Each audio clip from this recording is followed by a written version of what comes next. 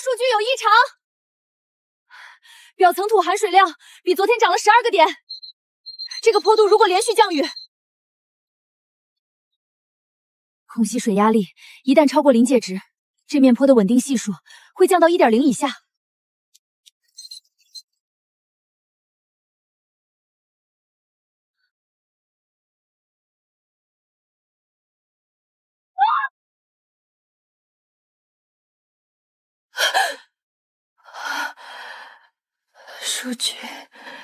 数据还在吗？别动，你身上的伤还没好。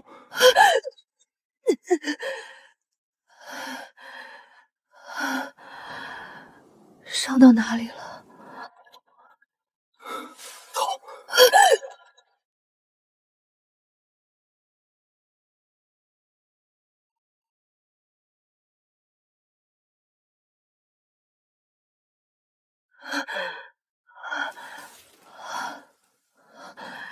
这是哪儿？青山村，我在山涧里捡到你的。山涧？你是说山体滑坡之后，我被水冲到了？等一下，你刚才说青山村，青山村是哪个乡的？离青云山实验站多远？手机有没有信号？你说的什么？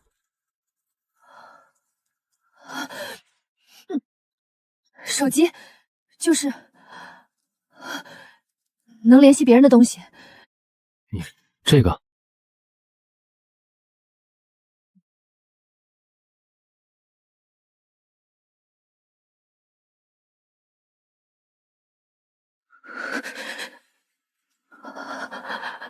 这里离最近的镇子走路3个时辰。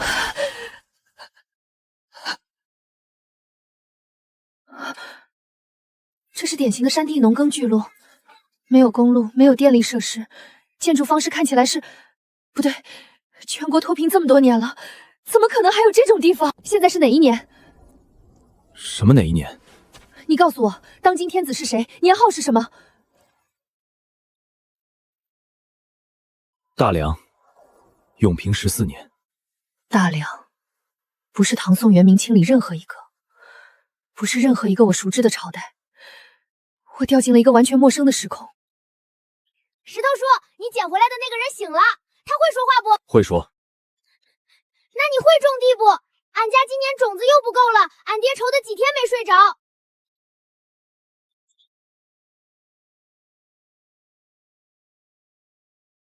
你家的地是不是不管种什么都长不高，叶子还没巴掌大就发黄？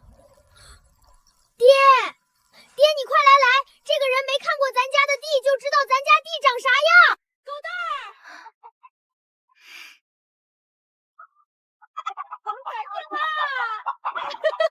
醒了，俺就说嘛，这丫头命大。来，先喝口粥，将就着喝。开春存粮不多了，哎，等秋收就好了。要是秋收能收上粮食的话。这个孩子说的是饿肚子的问题。这碗粥是他们最好的招待，他们在春天就已经开始担心秋天的收成。这不是穿越小说，这是真实的，随时可能饿死的人生。我是怎么活下来的？背包。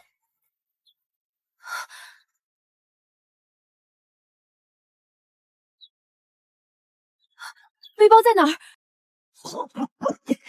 别坏，求你了，别坏！卡了石子。还在。技术26，亩产实验数据是3000公斤，小白菜25天可收，萝卜40天。你说的那些话，每个字我都认识，连起来就听不懂了。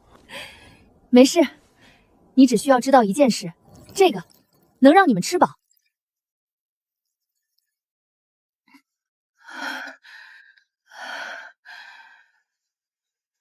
你还好？你们村没有厕所？什么是厕所？就是算了。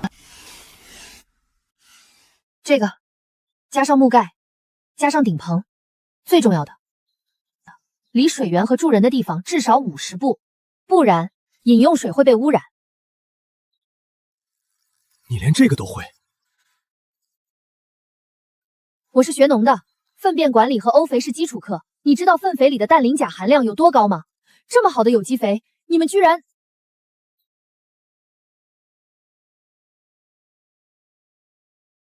算了，先带我在村里转转吧。这就是石头从山涧里捡回来的那个，听说醒了。不过你看他那脸色，不会是哪家大户逃出来的丫鬟吧？细皮嫩肉，我刨了3年土，你管这叫细皮嫩肉？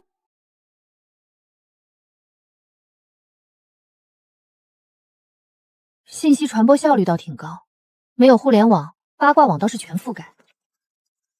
你说什么？没什么，说你们村的人际传播效率挺高的。你又开始说那种听不懂的话了。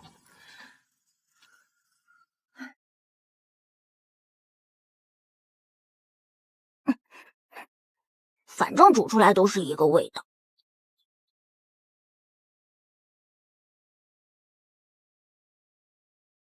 狗蛋，你每天都去摘这个？走好远才能摘到这么多，近处的都被摘光了，俺得翻过那个小坡。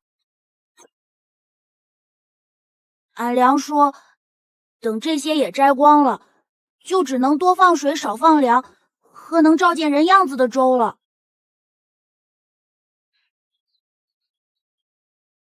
石头，叫你带着丫头别走太远，她还带着伤呢，你这孩子怎么没个轻重？他自己要走。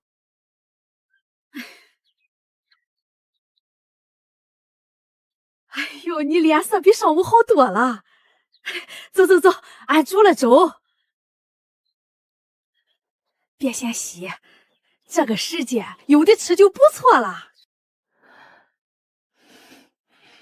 王婶，谢谢。谢啥？俺们青山村穷是穷，但做人不能没良心。你是遭了大难才落到这儿来，帮一把天经地义。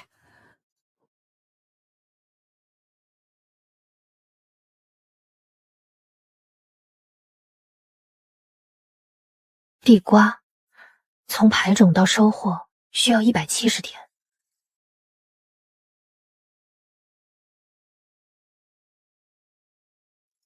这里的土是典型的山地酸性贫瘠土，有机质含量目测不到1%，没有化肥，没有灌溉系统。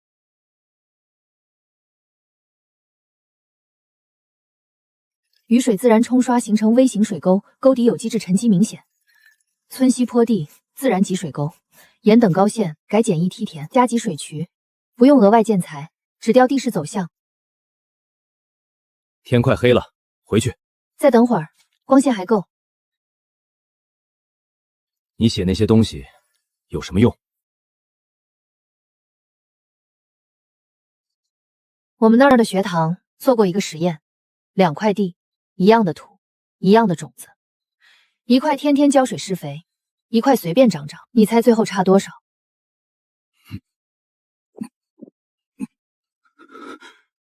差多少？3倍。石头，你们村今年的种子够种满所有地吗？从来没够过。你们村的村正是谁？赵长山，村里人都服他。他信不信女人种地？好，那我明天得先让他信。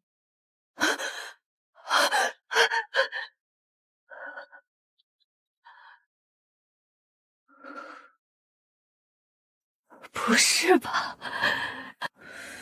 问题不大，问题不大。行了，俺给你烧了碗热水。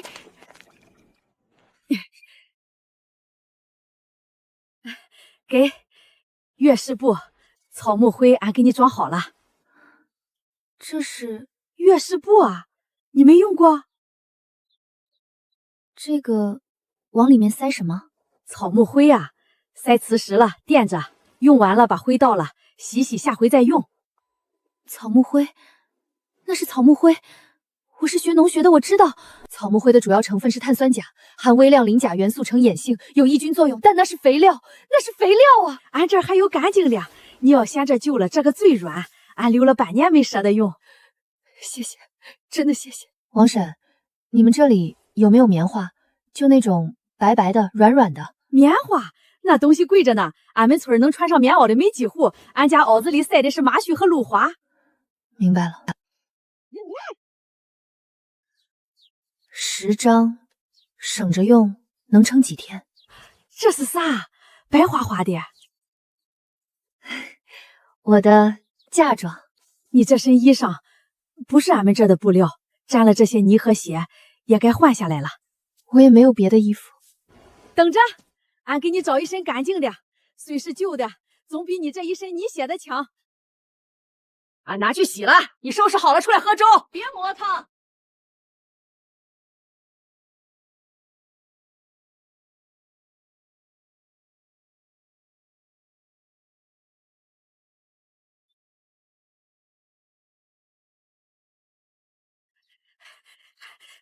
请喝，喝了粥再走。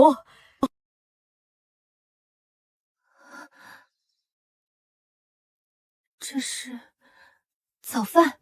这个时节有的喝就不错了，再过半个月连这个都喝不上。咋不喝完？你喝，我不饿。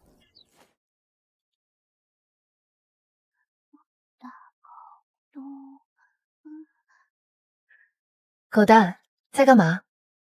清河姐姐，俺在分菜，这是今天的，这是明天的。俺娘说省着吃，等到山坡上的野菜冒出来就好了。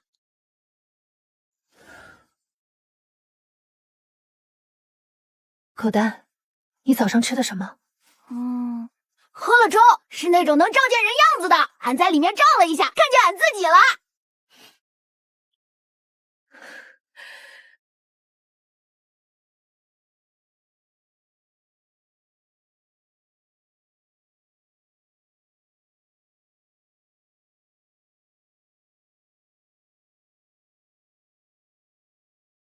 那是老刘头，存粮早吃光了，半个月全靠野菜和村政分的救济粮吊着。救济粮。老村正赵长山，他每年春荒把自己家的存粮运出来，但也就那么多了，再多他也运不出来，他自己家也喝稀的。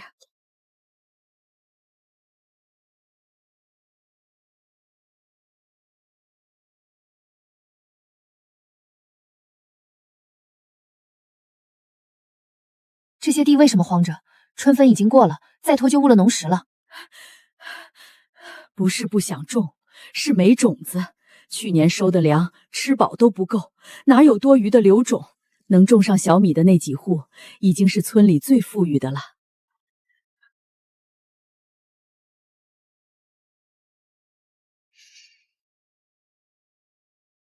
典型的山地酸性贫瘠土，有机质不到1%，但是排水好，光照足，只要改土施肥选对作物，这一块地不差。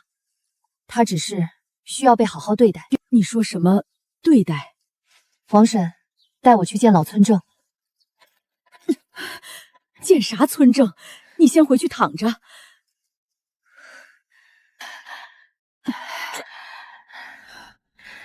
先解决生理需求，再解决生存需求吧。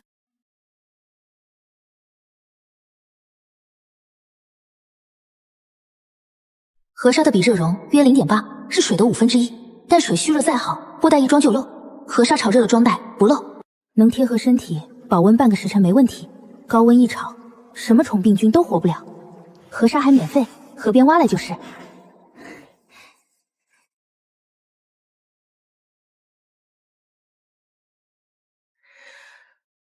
舒服。你在折腾啥？没什么，做了个热水袋，不过是沙子的。你拿这么金贵的布裁了缝这个？我需要这个，就一小块。清河，月事布你洗了？洗了。你们这儿没肥皂，我用草木灰搓了一下。不能搓，越搓越不干净。还有，烘干了藏好，不能挂出来，尤其不能挂太阳底下。为什么不能晒太阳？太阳是最好的杀菌。杀什么菌？女人家的东西怎么能见光？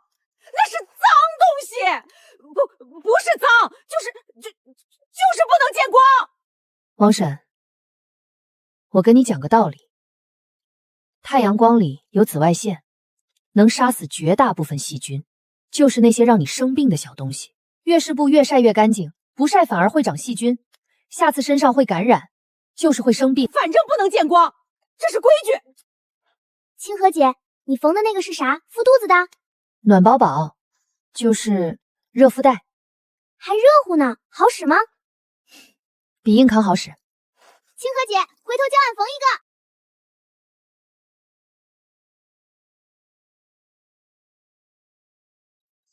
30天内产出第一茬可吃的东西，先让人活下来，再让人活得好。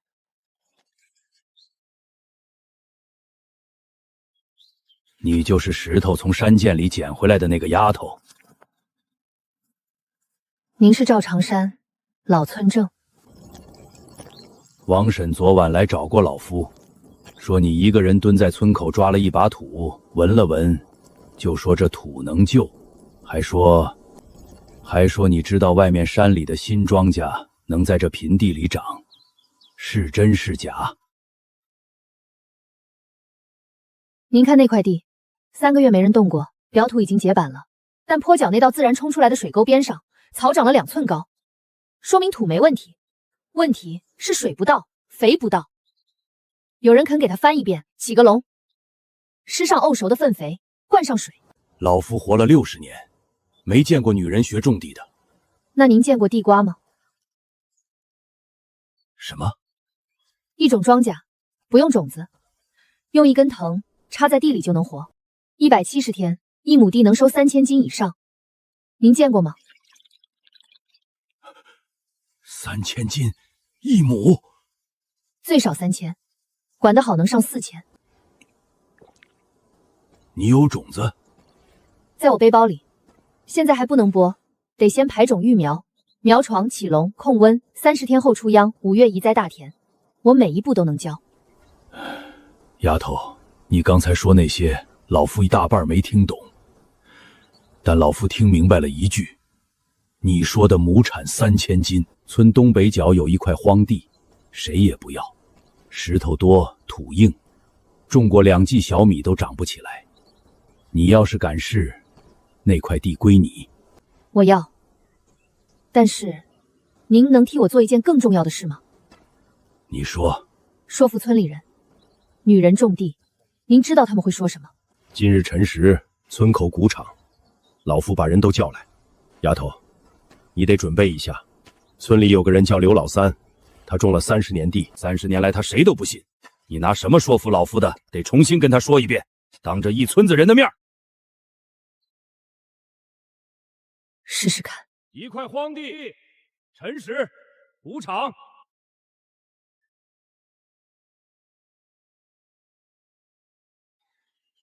今天叫大家来为一件事，村东北角那块荒地。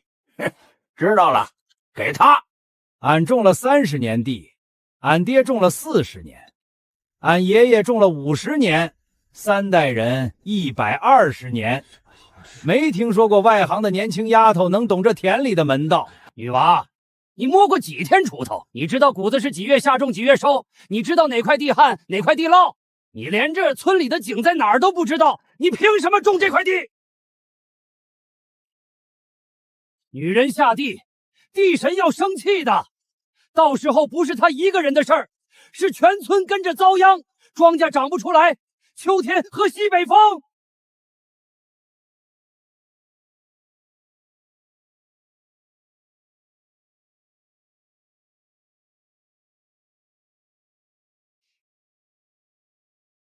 pH 值在5.5以下，强酸性。刘叔，您种了30年地，您有没有想过一个问题？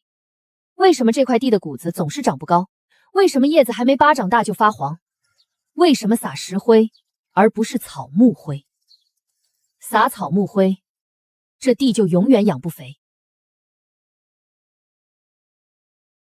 您刚才问我凭什么？凭的是您种了30年地遇到的每一个问题，我学了4年，您靠经验，我靠数据。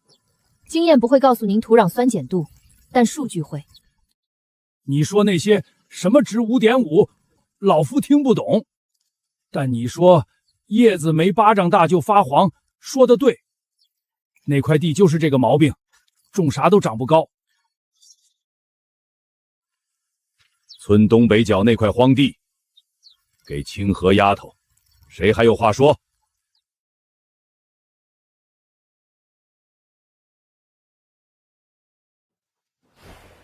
谢谢。别谢我，谢你自己。你刚才说的那些，老夫活了60年，一个字没听懂，但老夫大概知道你要干什么。俺就说这块地谁也不要，这石头比土还多，能种出个啥？这石头长在地里的，表面有碎石，下面是细土，裂缝深过2寸，有机质渗进去了。这土没坏，只是上面盖了一层石头被子。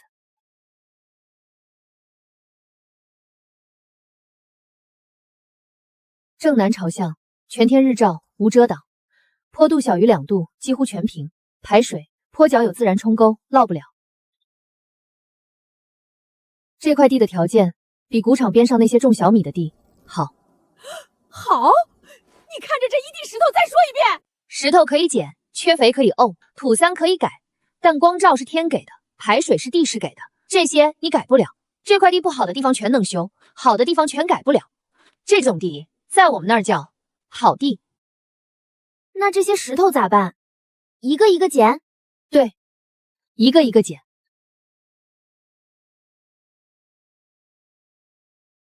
这丫头真干啊！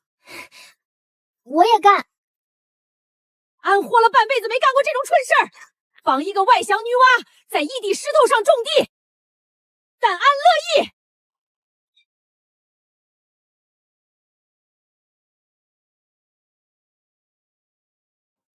你这线画歪了。没歪，顺坡是走的，等高线，排水要用。那块石头最大的那块，你一个人抠不动。还没清理到那儿。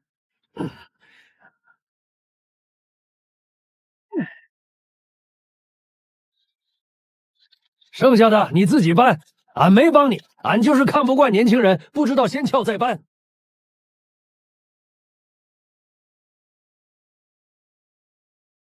清河姐，她帮你了。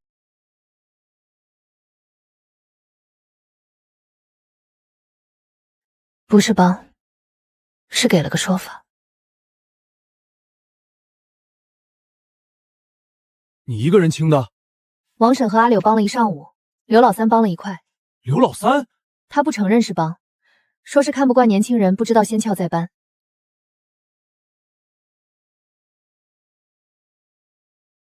还剩下多少？大概几百块。明天帮你清完。石头捡完了，下一步是改土，改完土起垄，起完垄排种育苗。排种育苗就是把地瓜种属排在苗床上，30天后出秧，5月移摘大田。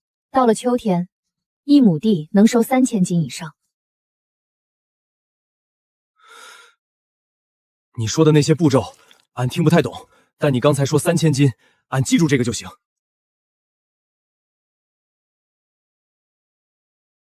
从明天开始，这块地不再是荒地。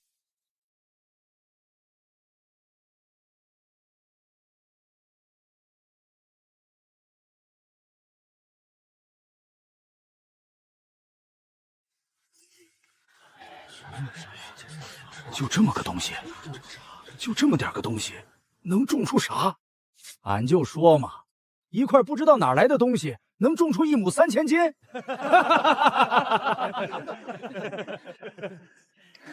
刘叔，您觉得这块地瓜能发出几根苗？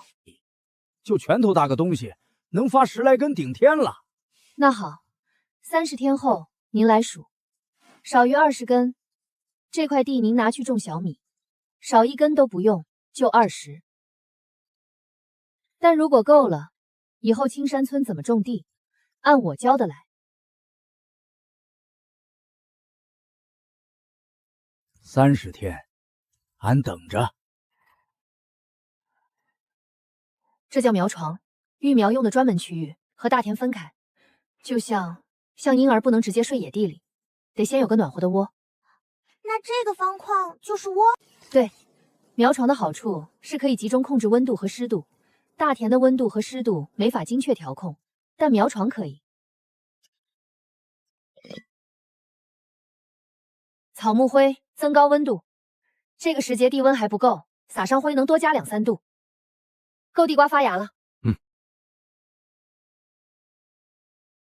种薯倾斜45度插入苗床，芽眼朝上，入土深度半个黍块，浮土厚度1寸，不能太深，不能太浅。太深发芽慢，太浅水分不够。你那一包有好几块？一共6块，今儿先排2块，隔几天再排剩下的4块。错开时间，移栽的时候不会挤到同一天。6块全下去，1块发20到30根秧苗，拢共能出100来根苗，够种完这一整片地。覆完土之后呢？浇水，不能大水冲，用洒的。浇透了，然后盖上草帘子保温，逐片标记。顺便挡挡鸡。清河姐姐，它真的能长出苗来吗？能，但不是现在，得等几天。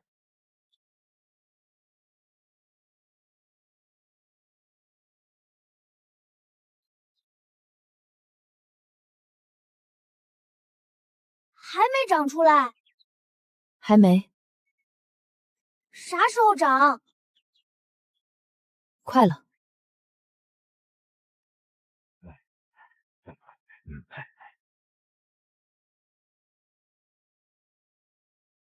3天了，啥动静都没有。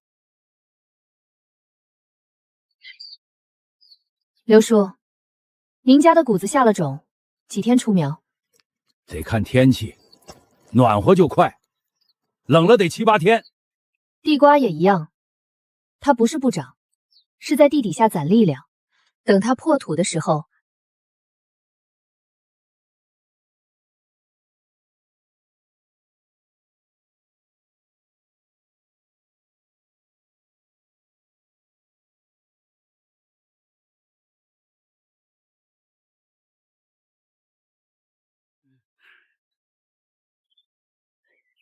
俺昨天看到土拱起来了一点儿，俺没掀开看，俺怕给看坏了。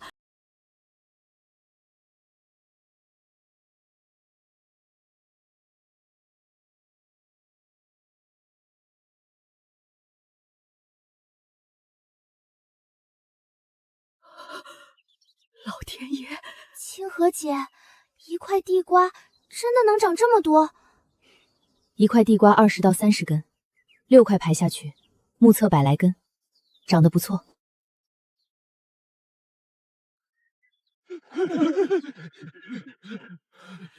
这是那个地瓜？是那个地瓜，您说就这么点个东西的那个。秧苗还要长，再过20天，每一根都长到5、6寸高的时候，剪下来插到笼上。一棵秧苗一根藤，一根藤一串地瓜，这是第一步，育苗，第一步成了。俺活了半辈子，第一次看到出苗这么多的种子。30天还没到，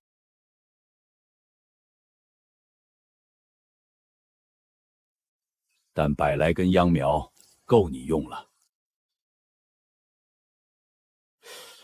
长得倒是不慢。沈家丫头，你这几天是不是天天在地里？天天在，怎么了？你是个女人，女人每个月有那几天，按老辈儿的规矩是沾不得田地的。那几天进田里，犯了地里的忌讳咋办？到时候不是害你自己，是害了整片地。刘叔，您刚才说的不干净，您知道那是什么吗？啥？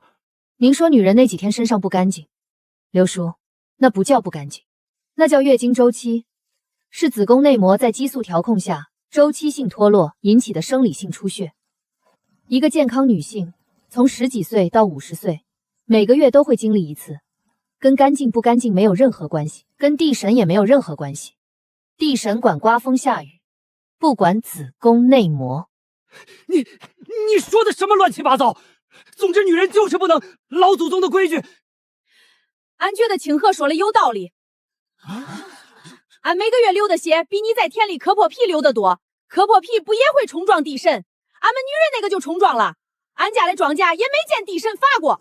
俺是好意，怕他冲撞了。清河姐说的对，那不是什么脏东西，那是正常的。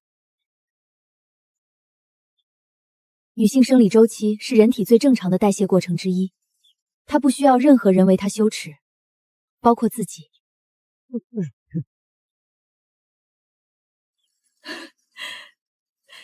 俺憋了半辈子这句话。这块地种什么？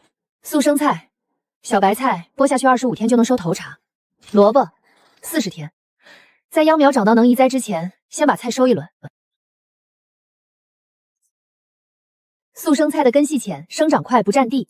这边的龙台还在等地瓜施苗，空窗期不能空着，种一插菜30天就能上桌，这叫间作，利用时间差和空间差。清河姐，你刚才说的那个子宫什么脱落，俺记不住，但俺以后也要说那个词。子宫内膜脱落，子宫内膜脱落。等一下，这水不能直接浇，自然冲沟，这是老天爷画的设计图。你看，沟的走向是沿着等高线自然形成的，只要在沟底铺一层碎石子防渗，再在拐弯的地方加几个蓄水坑，不用挖新渠，沿着这条老沟改就是。水从山坡下来，顺着沟走到蓄水坑，蓄水坑里的水开个小口子，水自己流到地里。不用挑，不用挑。干！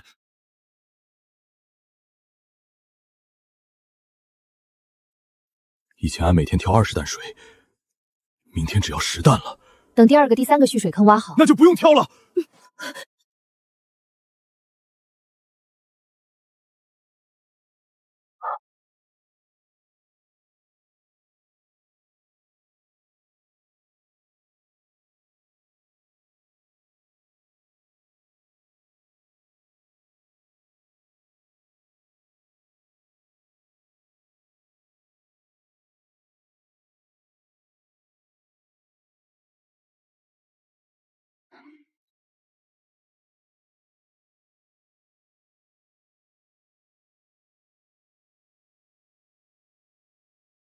第2季扩种，沿等高线建梯级蓄水系统，覆盖全部坡耕地。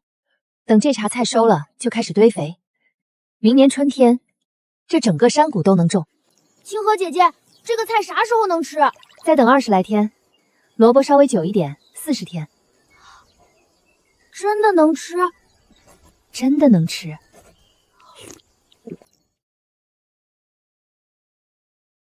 以前蹲在地头啃菜团子，是怕吃完这顿没下顿。今儿啃菜团子是知道下顿有菜了。第3件事，等菜收了，开始堆肥。明年春天，这整个山谷都能种。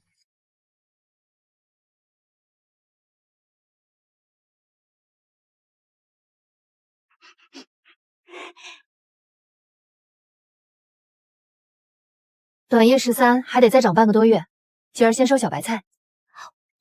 小白菜能吃了吗？能，生吃也行，尝一片叶子。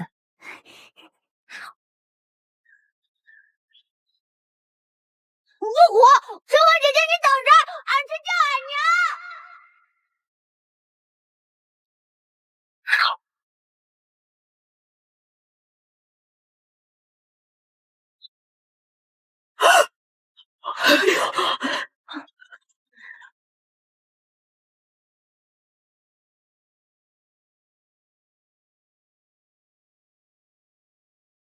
俺家的灶房好几年没煮过能闻见味儿的东西了。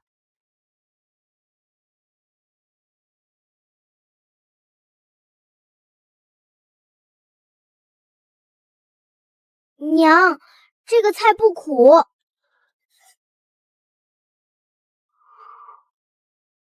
俺活了快30年，头一回吃到不苦的菜叶子。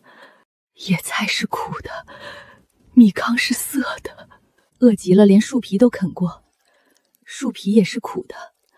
俺一直以为菜叶子天生就是苦的。谢谢你，俺不知道还能说啥，就谢谢你。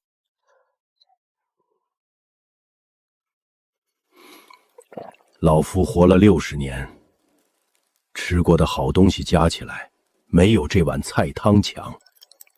小白菜，十字花科，25天可收维生素 C 含量。F1杂交种，能留种，但会退化，得年年挑最好的几颗留种，一代一代选，才能稳住。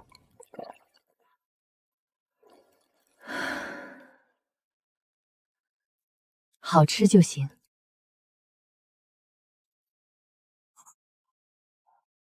清河姐，这藤比俺胳膊还长，怎么往楼上插？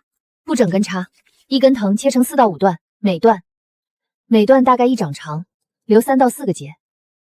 上面2片叶，下面2节插进土里。一根长藤能变4、5株苗，6块种薯出了100多根藤，每根剪4到5段，拢共能出5、600株扦插苗，够种满村东北角那整片荒地。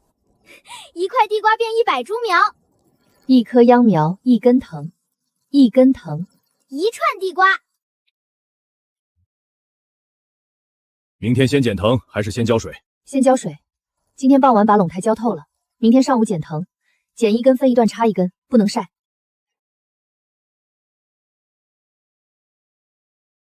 5月上旬立夏，藤长3尺以上，达标。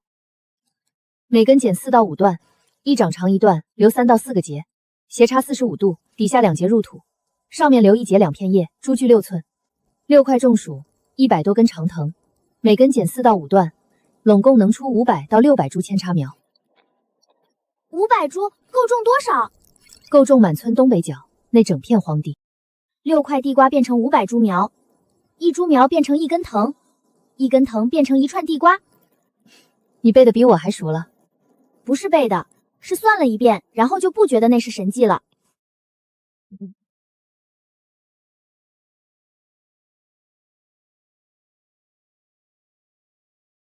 那个绿色的是小白菜，是25天前种的，今天再收了。那些笼上面的是个啥？说是一种新庄稼，一根藤插在地里就能活，1亩能长。知道，你放心，我还不至于怕一个小丫头。她一个人折腾没什么，但要是整个青山村都学会了，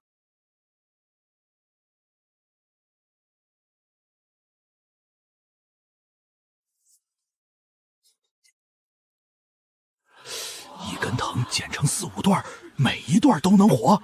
他说能活，上次你们也说不能长，长了100来根。看好了，一段大概1掌长，3到4个节，斜插45度，下面2节入土，以后长根，上面2节留地面，以后长叶。我只演示一遍：斜插45度，入土2节，以后长根，地面留1节2片叶，以后长藤。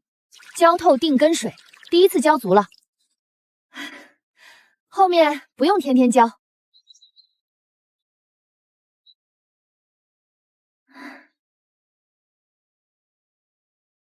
俺这手是拔菜的，不是种苗的。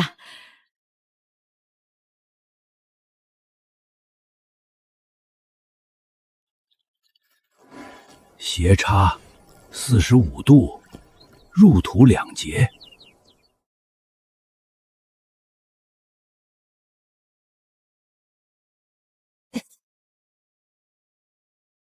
短叶13，播后第45天，单根，半斤出头，达标。还是甜的。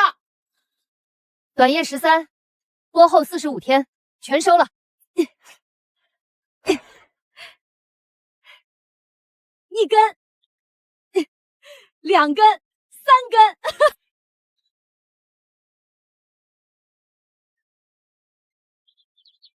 这萝卜干晒好了，存到冬天，熬粥的时候扔2片进去，就不光是喝能照见人影的粥了。短叶13是常规种，能留种。今年秋天再播一批，留几颗最大的不拔，熬过冬天，明年开花结籽，以后自己留种，不用再从背包里往外掏了。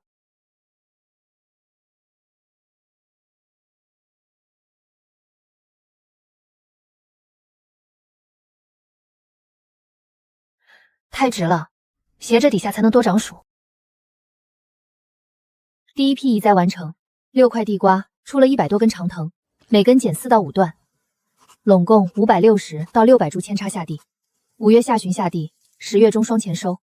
有机肥条件没有化肥，技术26的品种优势打了折。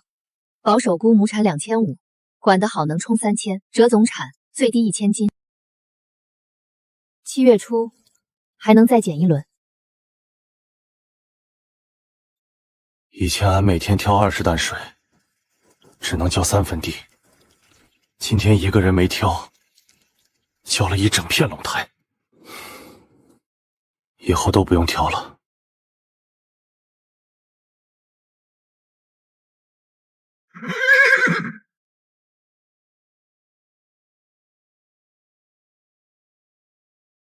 清河姐，地下有东西了。还早，现在才刚开始膨大，到秋天能长到拳头大，最大的能到1斤往上。清河姐姐，地瓜藤蔓下面有鼓包了。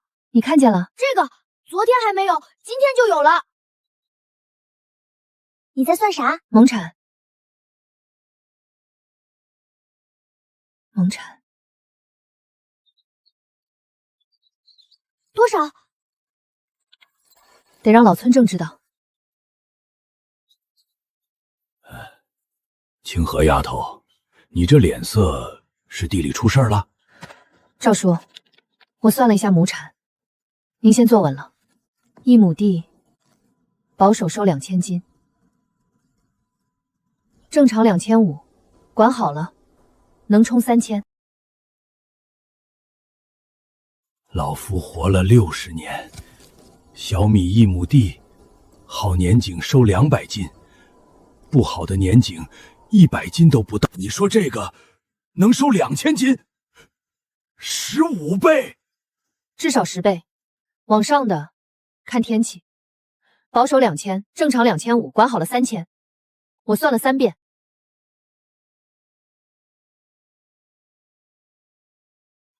从今天起，那片地不能没人看着。咋了？有人偷菜？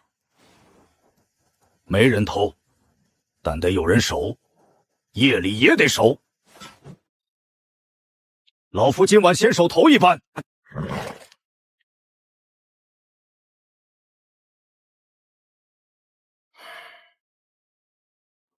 他那个东西，1亩能收多少？还不清楚，但看这个长势不会少。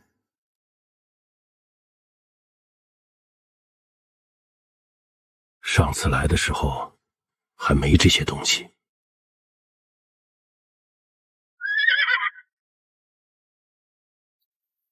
连巡逻都安排上了。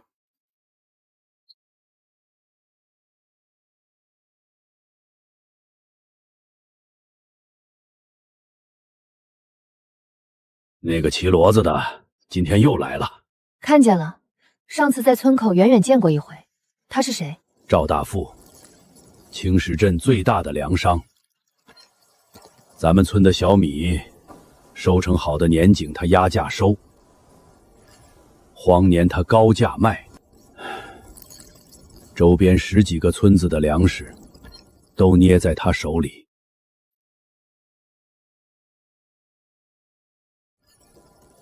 今天他看了多久？比上次久。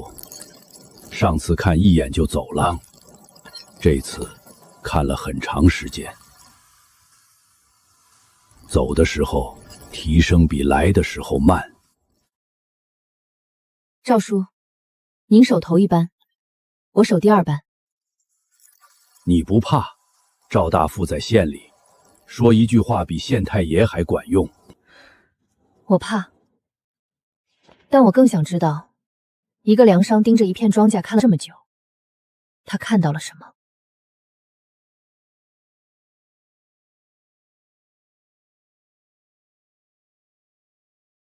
他看到了一样东西。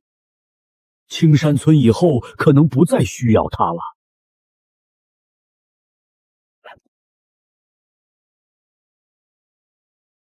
这两个是啥？玉米种下去能长到比人还高，一根杆上结1-2个大穗子，穗子上结满了玉米籽，籽粒金黄，能当粮食吃。辣椒，这个种出来能让你们知道什么叫辣。不过第一次吃的人可能会被吓到。为啥会被吓到？因为辣不是味道，是疼。种出来的东西怎么可能是藤？这个直接埋进去就行。埋1寸深，一个坑2粒，万一有一粒不出苗，还有一粒顶着。盖土之后浇透水，剩下的等它自己往上长。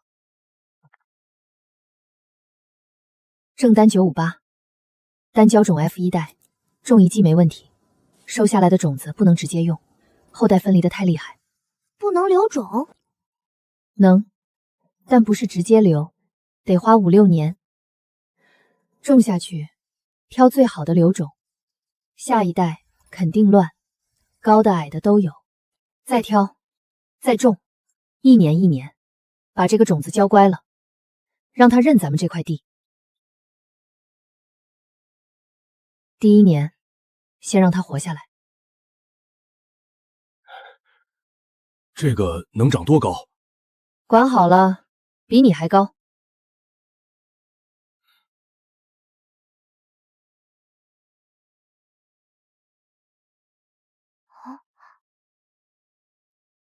辣椒籽小，不能埋深了，撒在土面上，盖一层薄薄的细土，刚好能遮住就行。浇水的时候不能用大水冲，用撒的。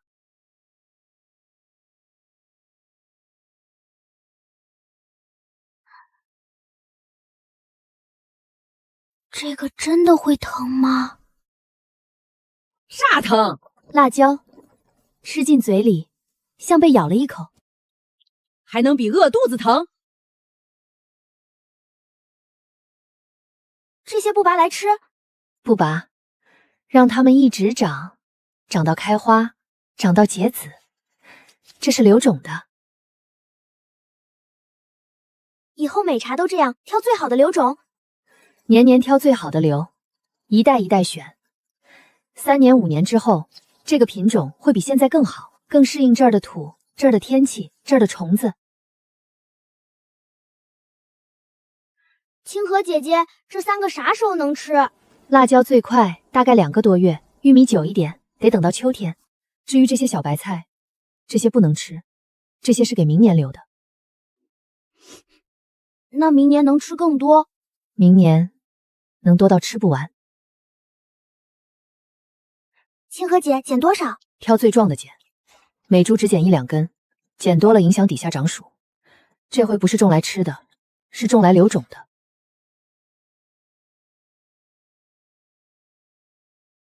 上次5月下旬扦插的，10月中就能收。这回7月扦插的，生长期只有100天左右，结的薯块会偏小。小就不能吃？能吃，但更好的用处是留种。小薯块芽眼密，一块能出更多苗。明年开春，这些小薯块就是种薯。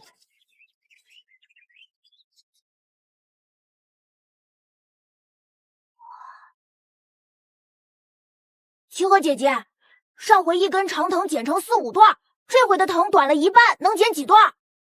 上回是苗床里育出来的藤，1米多长，能剪4、5段。这回是大田藤上剪下来的分支，1尺半，只能剪2、3段，短，但更壮实。短的比长的厉害。短的是在大田里长大的，见过风，晒过太阳，比苗床里育出来的更能扛。剪出来的段儿也更容易活。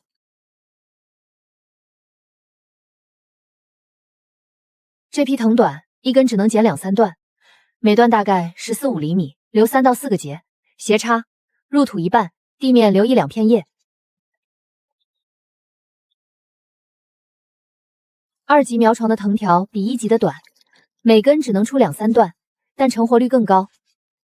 大田里长出来的藤比苗床里育出来的更壮。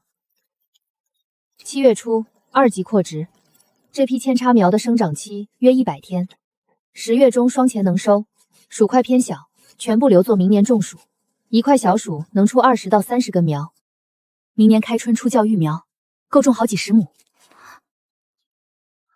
好几10亩，那以后我们是不是可以吃饱了？对，明年我们就可以不用饿肚子了。清河姐姐，这个辣椒还要等多久？快了，再过1个月，第一批青椒能摘。那它真的会疼吗？到时候你先尝就知道了。就这么点小苗，能长出你说的那个辣？再过1个月，您自己来摘。俺活了半辈子，还没见过菜能疼人的。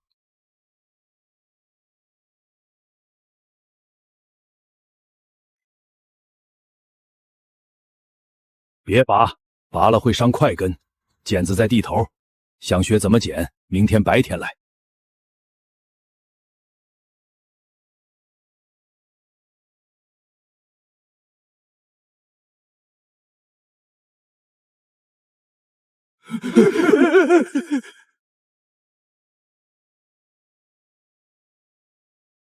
赵大富的人，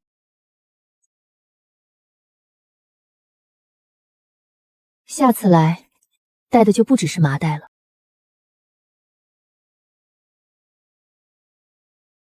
这就是辣椒，线椒，细长型的，辣度中等偏上。先摘这几颗泛红的尝尝，剩下的再长长。摸完辣椒的手不要揉眼睛。为啥？因为你会后悔。清河姐姐，这就是你说的那个疼？摘下来了，还没尝。闻起来不像是疼的。那你先尝。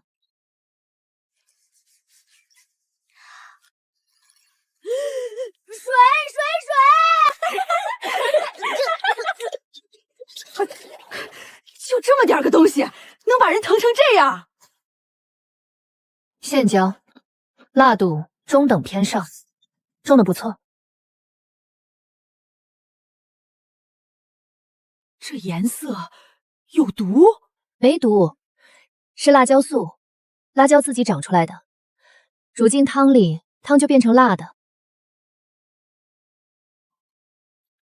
这味道还没吃就知道不是善茬儿。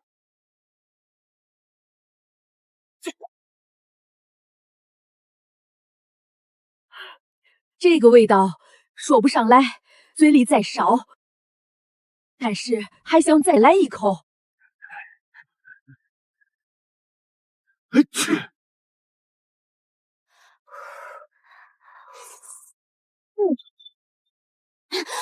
野菜团子好吃100倍，但是它在咬我的嘴。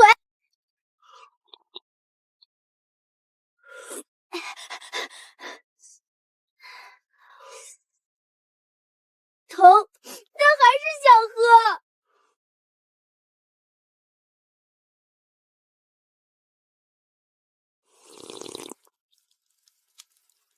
老夫活了60年，吃过的好东西加起来，没有这碗汤够劲儿。嘴里在疼，但心里在暖。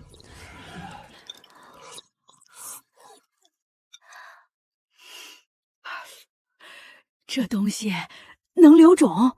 能。这批是线椒，细长型，适合晒干。等秋天全红了，摘下来，串成串挂在屋檐下。冬天做菜扔一根进去，不光辣，还能驱寒。吃一口，身体就热了。冬天，俺们村最怕的是冷。山里的冬天，冷到骨头里。辣椒能让身体发热，不是抗冻，是让血液流动快一点。冬天熬粥的时候，扔半根进去，1碗粥也能吃出暖和劲儿来。清河姐姐，你上次说辣不是味道，是疼，我信了。但是挺好。快跟彭大齐，从现在到9月下旬，这50天是地瓜长得最快的时候，一天能长1小圈。1小圈1天？对，但有个前提，肥要够，快跟膨大最吃钾肥。草木灰里的碳酸钾，正好是它现在最缺的东西。从今天起，把所有灶旁里的草木灰都攒起来，往垄根撒。这50天的膨大期，草木灰就是主肥，撒下去马上见效。还有粪肥，各家鸡圈、猪圈清出来的，不能直接往地里浇，得先沤熟。现在挖坑沤肥，正好赶在秋收后施到空地里，养1冬天的地，明年开春就是肥田。沤熟？怎么沤？挖个坑，把粪肥和杂草叶子一层一层铺进去，压实盖土，沤1个月翻一次，再沤1个月，沤熟了再往地里撒。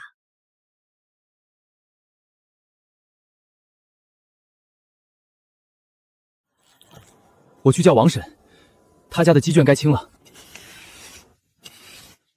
甪肥坑4尺长，3尺宽，2尺深，底上先铺一层干草吸水，然后一层粪肥，一层杂草叶子，交替铺，铺满了上面盖一层土压实，等1个月翻一次，再沤1个月，就能往地里施了。就跟腌菜似的。对，就跟腌菜似的，一层菜一层盐，这个是一层粪一层草，原理一样，都是发酵。这我熟。坑洼在哪儿？离水源远一点，离住人的地方远一点。地头那边有空地。知道了，俺下午就挖。那粪肥铺几层？能铺几层铺几层，粪肥和草叶子越多，沤出来的肥越多。懂了。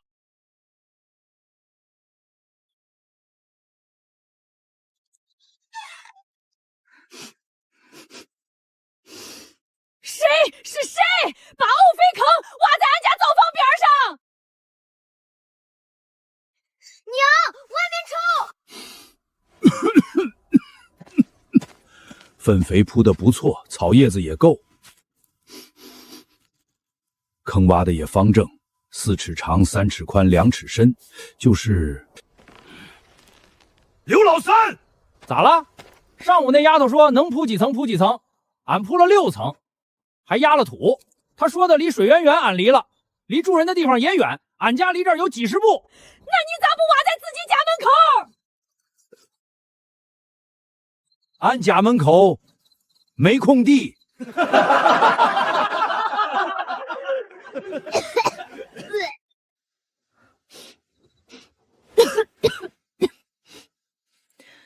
坑挖的不错，铺的也对，就是啥？就是下次挖堤头，别挖人灶房边上。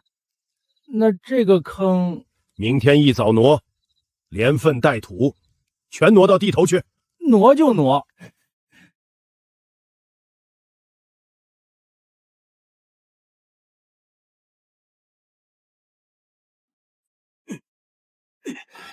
清河姐，刘三叔这回可出了个大丑。但他的坑挖的确实不错，4尺长，3尺宽，2尺深，尺寸1分不差，铺了6层，比我要的还多。那他其实是学会了？学会了，就是忘了问坑应该挖在哪儿。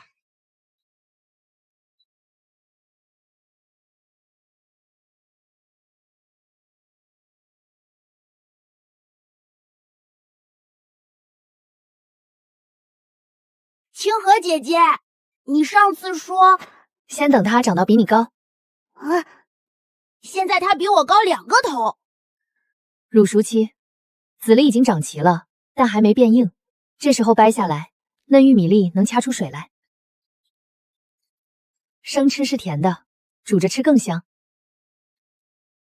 熟了，能掰了。清河姐，辣椒地里的辣椒能摘了。能摘的摘了，剩下的再长长，等全红了晒干串起来。清河姐姐说了，这个能生吃，甜的，真的，她说的从来没有错过。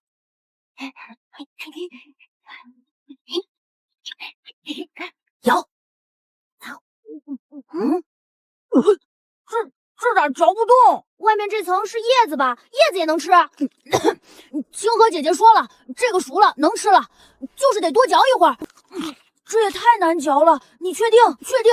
她说的熟了能吃，没说别的。太难嚼就算了。呸！等一下，皮不能吃。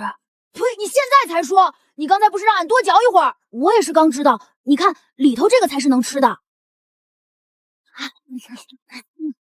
狗蛋儿，都怪你！你说那个玉米是甜的，你没说皮不能吃。咋了？你们几个吃了啥？玉米？什么玉米？哪有玉米？你们把包叶吃了。包叶是玉米棒子的外皮，不能吃，纤维太粗，消化不了。那皮不能吃。狗蛋怎么不知道剥了皮再啃？你是饿傻了？清河姐姐上次没说剥皮。生啃不用剥皮，这话我没说过。4个男娃连皮啃了4根玉米棒子。狗蛋儿，你下次问清楚再叫俺。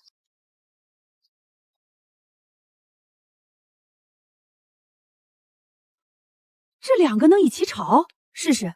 甜的加辣的，理论上搭，但是没有油可能会粘锅。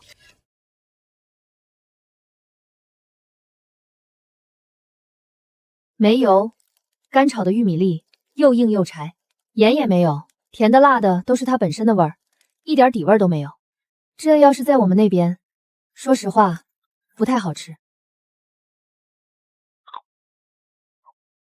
啥？你说啥？我闻到香味了，啥好吃的？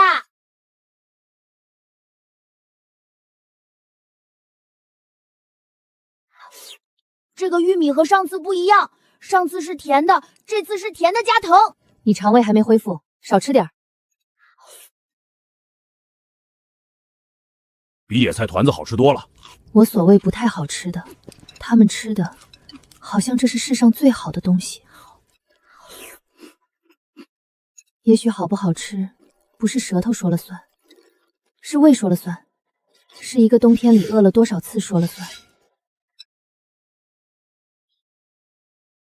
柳树村的，翻了2座山过来的。老哥，俺们村有人上个月路过你们村口，回去说你们地里种的东西叶子和藤蔓铺了一地，跟俺们见过的所有庄稼都不一样。他说你们1亩地能收2000斤。你们村的那个在哪儿看到这片地的？村口，他就站在村口高地上看了一眼，没进村。2000斤也好，3000斤也好，都是青山村的事儿。柳树村翻2座山过来，就为了看一眼。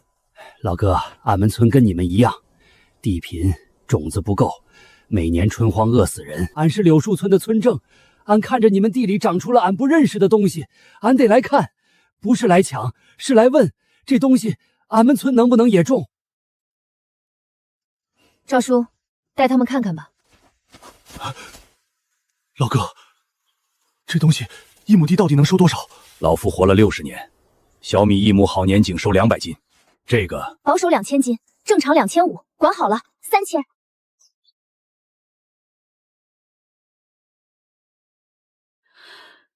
这些都是那个外乡丫头一个人种的。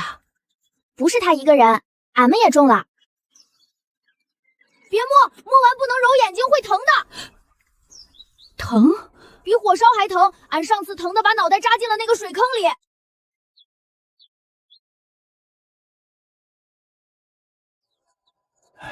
老哥，你们村今年冬天不用饿肚子了吧？活了60年，头一回不用愁冬天。这个叫地瓜，不用种子，用地瓜藤蔓扦插，一根藤扦成几段，每段插进土里都能活。1亩地能收2000斤以上，但有个前提，种法得按标准来，起漏、斜插、定根水、追肥，每一步都不能省。随便埋进土里，长不出来。那俺们想种，怎么弄？来年清明，青山村统一公苗。我把苗育好了，你们来拿，拿回去怎么种？我会跟你们一起去看你们村的地，不同地有不同的种法。那苗钱怎么算？不要钱，但要你们答应3件事。你说，第一，拿了苗就得按标准种，起笼、追废、浇水，不能拿回去随便埋了。第二，种出来的地瓜藤蔓，来年分给下一个村。第三，种好了教别人。这规矩，俺们柳树村守。丫头，你这3件事儿不是给柳树村定的，是给以后所有来拿苗的村子定的吧？这规矩传下去，以后10里8乡的村子种地都得按你说的来。那姓赵的梁商不得气死？他气也没用，种子已经不在他手里了。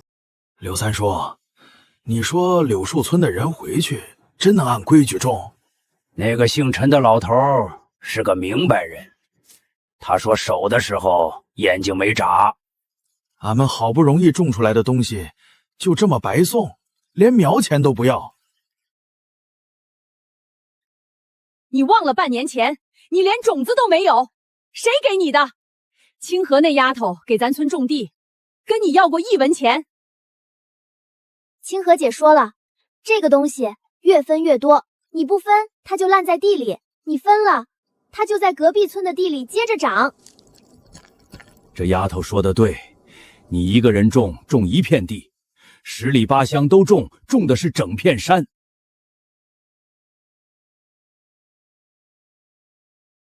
柳树村来了，过几天可能还有石头沟、大柳庄。你今天提的那3件事儿，以后每个村子都得答应。赵叔，您觉得这3件事管用吗？管不管用，得看第一个答应的村子。来年清明节来拿苗的时候，是带着空竹篓来的，还是带着更多村子的人来的？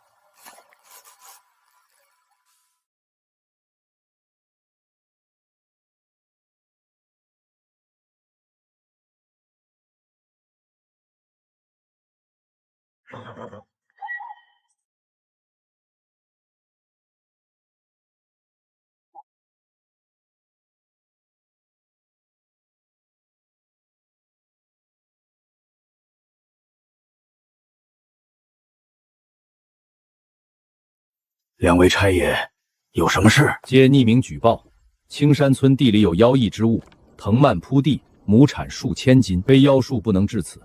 县城大人差我等前来查看，若查实为妖物，就地销毁，种植之人带回县衙问审。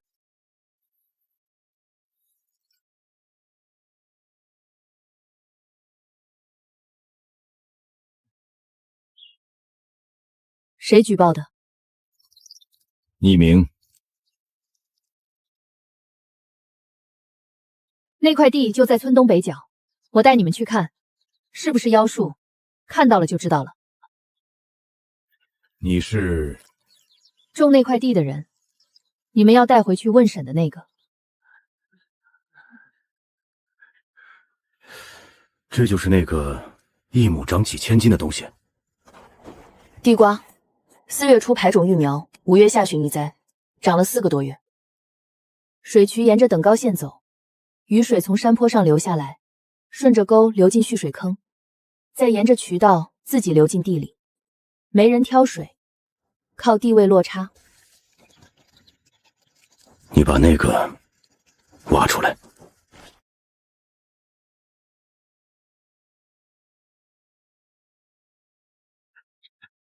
这东西能吃？生吃是甜的，煮着吃更香。您要不要自己尝一口，再决定它是不是妖物？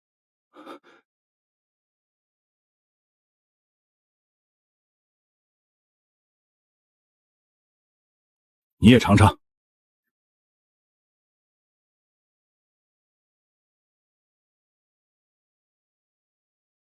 记。青山村地里有一种庄稼一种，已亲口验证，可食用，非妖术。这些也是你种的？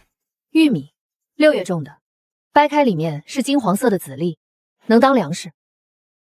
旁边那个是辣椒，辣椒是什么？一种调味的东西，吃进嘴里像被火烧了一样，冬天吃能驱寒。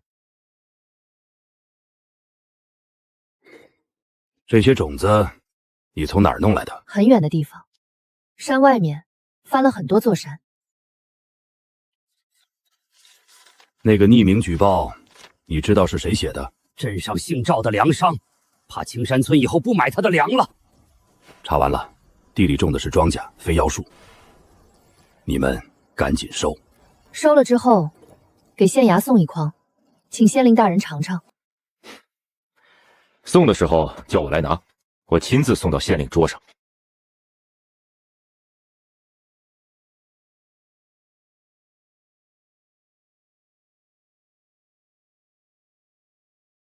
匿名举报，差役是县城派来的。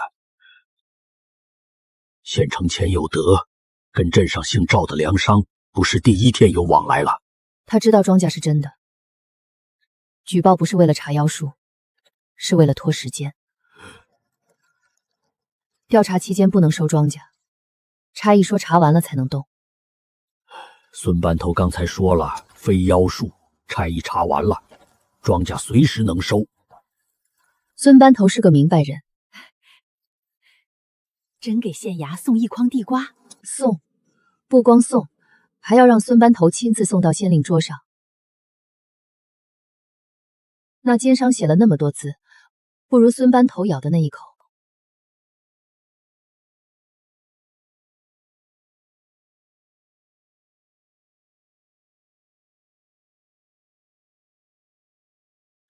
2颗，第3颗，第4颗，最小到1颗比拳头大，一株5个，每个半斤以上。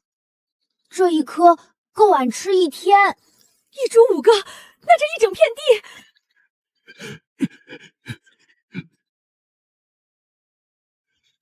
都看见了吧？老夫活了60年，没见过一株庄稼底下能结这么多。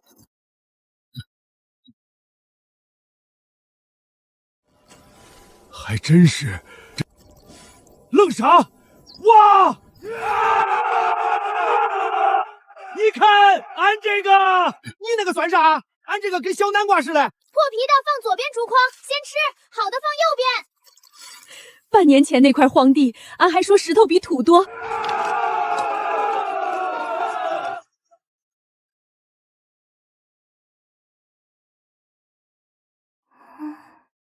这批长不大，生长期短了40-50天，长不到龙台上那么大。但这批本来就不是种来吃的。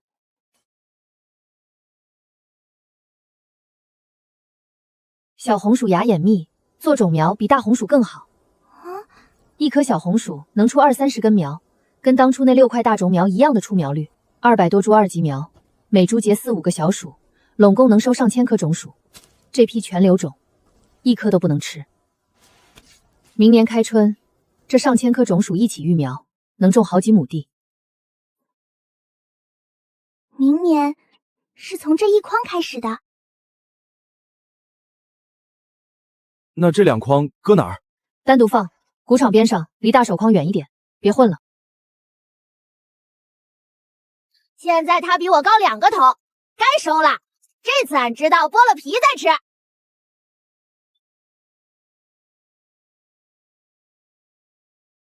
这1穗有多少粒？400-500粒，一株结了1穗，好的能结2穗。这东西比地瓜还金贵，地瓜一株结几个，这个一株结几百粒，把穗全留种，明年能种多少？不能全留。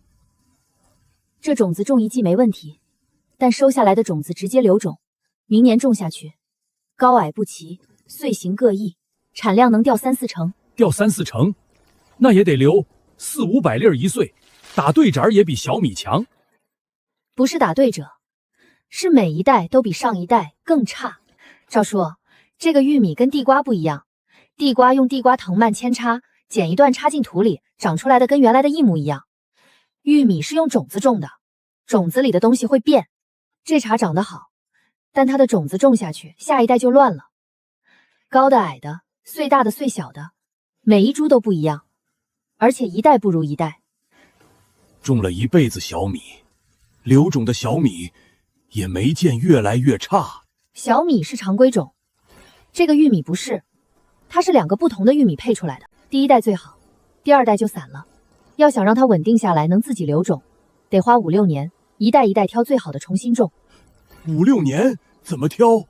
今年只留10几岁最好的，明年单独种一片地，到时候每一株都会长得不一样，从里面再挑最优的，杆子壮的，穗子大的，后年再挑，一年一年，直到它们重新变整齐。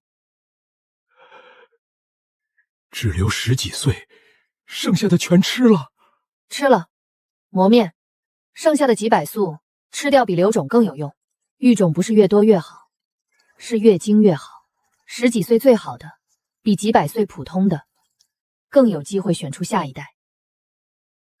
这么好的东西不留种，俺活了半辈子，头一回见这么好的庄稼，不留种多可惜。不是不留，是留最精的。王婶，你养鸡，1窝小鸡里面，你是全留着，还是留最能下蛋的那几只？那当然是留最能下蛋的，剩下的养大了吃肉。育种也一样，这几十岁玉米就是那窝小鸡，只留最壮的10几岁当种，剩下的全吃了。明年这10几岁的后代，再挑最壮的，一年一年，直到每一株都跟这岁一样好。5、6年，你说能就能，老夫信你。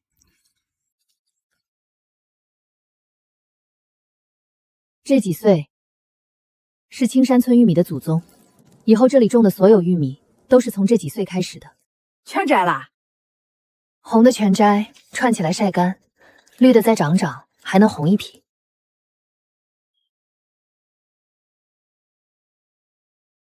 那几根不摘？这几根是留种的，让它一直在枝头上长到熟透，皮软了，紫黑了，再摘。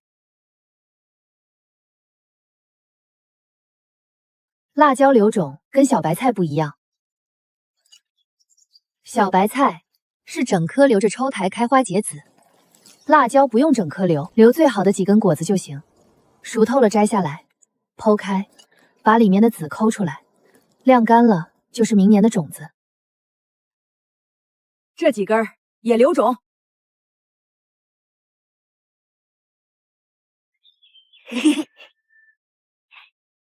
星河姐，那个留种谱。籽荚变黄的先收，用手指轻轻一捻，籽就出来了。黑的饱满的留着，瘪的吹掉。这么多籽，全是明年的菜。一株小白菜能结几百类种子，留种谱里这25株够种好几亩。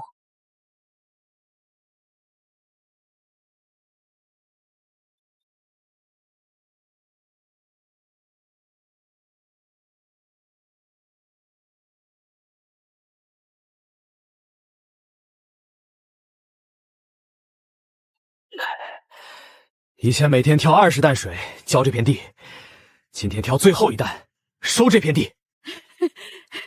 尝尝，俺照着请喝说的，埋在灶堂灰里烤的。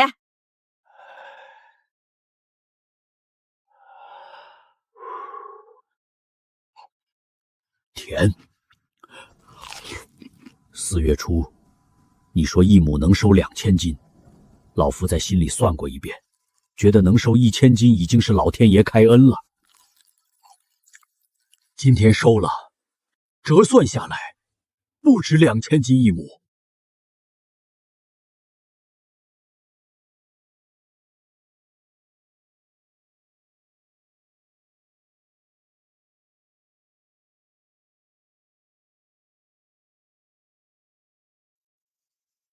今晚还是头一班，明晚也是。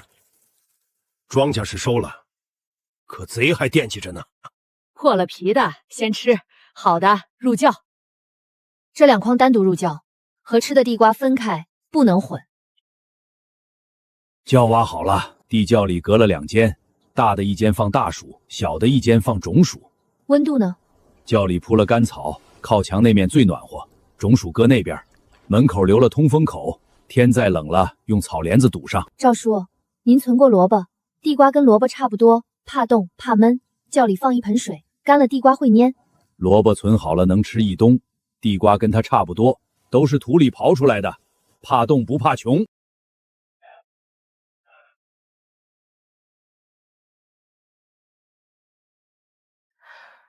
这一棵明年能出20-30根苗，上千棵种苗，每棵出20-30根苗，明年开春一起育苗，能种好几十亩。赵叔给我那半亩荒地，明年能扩到好几十亩。这一颗俺留给自己，不是吃，是看，搁在我屋里，每天起来看一眼。活了60年，头一回知道地窖能装满。外间6大筐，里间2筐种薯。灶房梁上玉米棒子19穗，屋檐下辣椒19串，小白菜种子1布袋。明年开春，外间的吃完，里间的一颗都不动。这本是专门给人看的？对，另外那本只有我自己能看。这本账本是留给别人查的，地窖里存了多少，田赋折粮该交多少，在镇子上换了多少盐，都在上面，每笔后面都画了押。从今日起，青石镇所有粮行不买青山村1颗粮，不卖青山村1两盐。不卖盐，俺们拿什么换？赵掌柜说了，你们村那个外乡丫头教会1个村子就封1个，教会10个封10个。对不住了。没有盐，冬天怎么过？种了半年地，收了6大筐，他说不卖就不卖，他凭啥？凭他是青石镇最大的粮商，凭县城是他的人，凭咱们村只有一条路，那条路经过他的粮行。丫头，你说怎么办？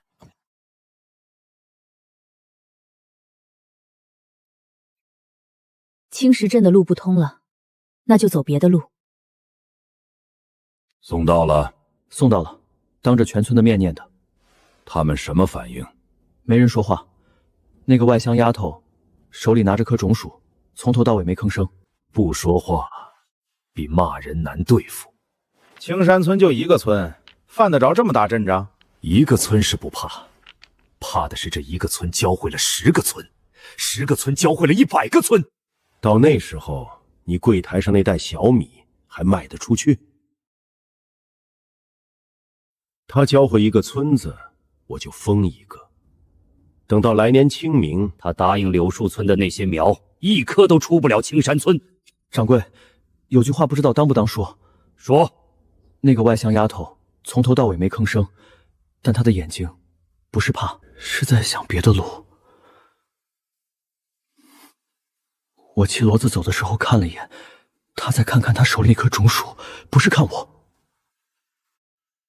宝贵。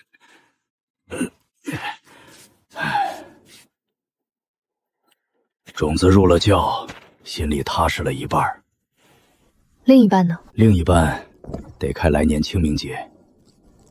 柳树村带着空竹楼来拿苗的时候，赵大夫会怎么拦？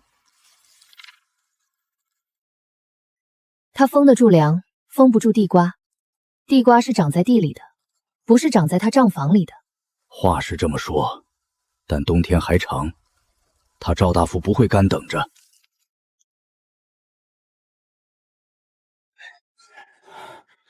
不收，不是不收，是不让进，连门都没让跨。粮店伙计站在门口拦着。赵掌柜说了，青山村的粮一粒不收。我们还去了另外2家铺子，吴掌柜的、钱掌柜的，关着门，敲了半天，里头人说不做青山村的生意。一粒不收，那1斤也不卖，拿小米跟他换盐又不是白拿。不是不换，是不跟我们换，盐铺也关门了。镇上所有粮行、所有盐铺，全都不做青山村的买卖。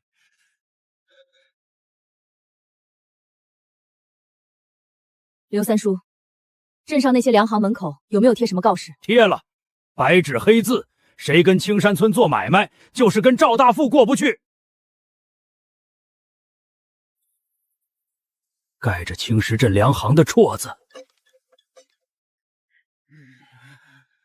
没有烟，菜存不住，冬天熬粥放啥？干熬。干熬就干熬，俺半年前连粥都没有，能有口干来吃就不错了。你能熬，孩子能熬，老刘头能熬。不光是盐，明年开春，锄头要换，犁头要修，种子不够了要买。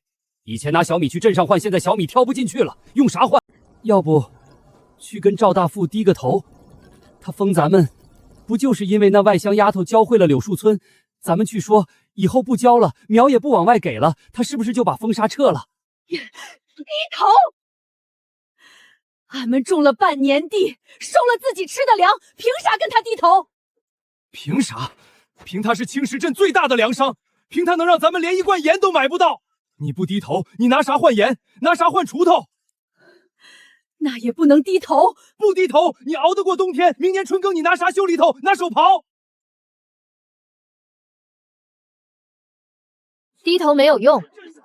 赵大富封青山村，不是因为我们教会了柳树村，是因为我们种出了地瓜，1亩3000斤。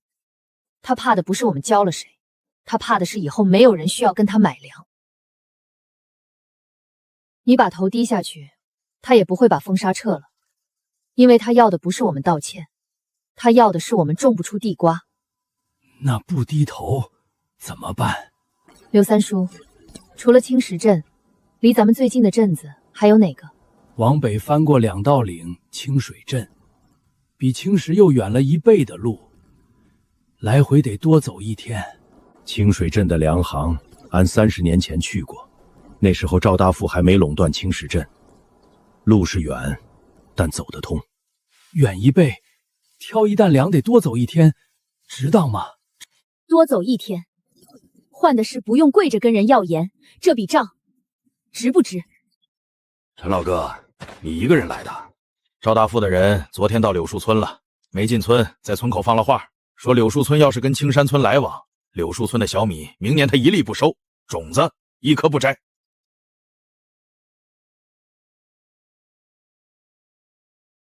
俺村有几户人家慌了，说再跟青山村来往，明年就种不上地了。你是来？俺是来跟你说，俺撑不住了。有几户说，要是清明来拿苗，赵大富今年秋收就不收小米。俺村的几户人家不想冒险了，他们让俺来告诉你，柳树村。陈伯，今天早上我们村的2担小米被青石镇退了回来，盐铺也关门了，跟你们一样，赵大富不卖1粒盐给青山村。但盐不止在青石镇有，往北翻过2道岭，清水镇那里也有粮行，也有盐铺。清水镇太远了。远怎么了？还能比饿肚子远？还能比被人掐着脖子远？陈伯，您不用替柳树村做决定，我只问您一件事：往北去清水镇的山路，您走过没有？30年前走过，那时候赵大富还没垄断青石镇，俺挑小米去清水镇卖过。从青山村到清水镇怎么走？出了青山村往北，翻过第1道岭，山脚下有个岔路口，往右，过了岔路口往右，走2里地能看到一座石桥，过了石桥往北偏西，那边有一片松树林，3棵最大的长在一块大青石边上。从松树林往北翻第2道岭，下去就是清水镇。对，3棵大松树，最大的那棵树冠像一把伞，看到那3棵树就是翻岭的路口。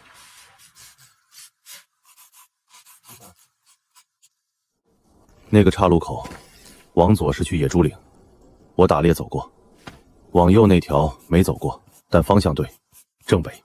那个石桥还在不在？30年，桥要是塌了咋办？丫头，这路30年没人走了，俺说的不一定准。石桥可能塌了，松树可能被雷劈了，俺只能告诉你，30年前是这么走的。够了，明天照这个走，找不到路再问。我认得方向，正北就是清水镇，岔路口走错了，大不了翻回来重走。清水镇的粮行30年前在镇子中间，门口有棵槐树，不知道还在不在，但到了镇上问问就知道。青山村今天有人来镇上，来了。刘老三挑了2担小米，被拦回去了。去了3家粮行，全关了门，盐铺也没开门。刘树村呢？老陈头今早又翻山去了青山村，一个人去的，空手。待了2刻钟就出来了。出来的时候什么表情？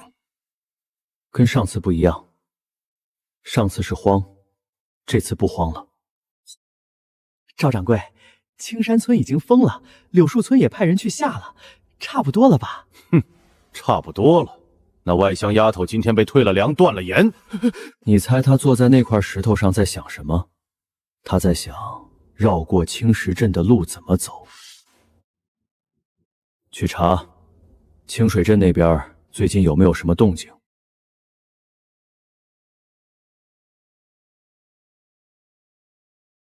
地瓜干，清水镇的人认都不认识，你拿这个去换，人家敢要？带了1颗生地瓜，到了让他们先尝，跟孙班头一样，吃了就知道。路上吃，翻2道岭，得走大半天，饿了啃一口。知道。清河姐姐，这个带上，到了那边，要是没人认得地瓜，你就炒一辣椒炒地瓜给他们吃。回来给你带盐。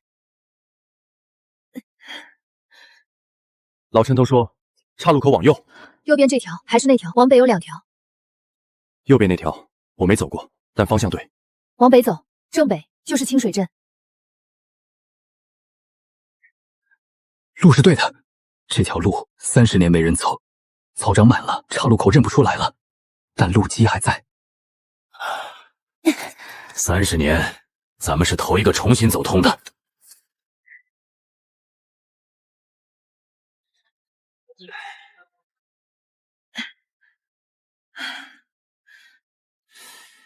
你们哪个村的？青山村，翻了2道岭过来的。青山村青石镇赵掌柜封的那个，你们翻了2道岭，我不能收。哎，不是我不做买卖，赵大富在青石镇势力大，清水镇虽然不归他管，但粮行之间都有往来。我收了你东西，传出去跟赵大富那边不好交代。你们翻了2道岭，我不能让你们白跑。这样，这2筐东西你们挑回去，我给你们装2斤盐带上，算我个人的心意，不入账。但粮行不能收你们的货。郑掌柜，您先别管我是哪个村的，您看看这个东西，见过吗？这东西叫地瓜，1亩收2000多斤，不用好地，山坡上就能长。青山村今年种了半亩，收了6大筐。东西是好东西，但我做不了这个主。赵大富为什么封青山村？不是因为我们得罪了他，是因为他怕这东西种到10里8乡，以后没人需要跟他买小米了。郑掌柜，您今天收了我的地瓜干，是帮他还是帮你自己？您尝一口，尝完了，您要是还说不能收，这2筐我挑回去，2斤盐不要您的。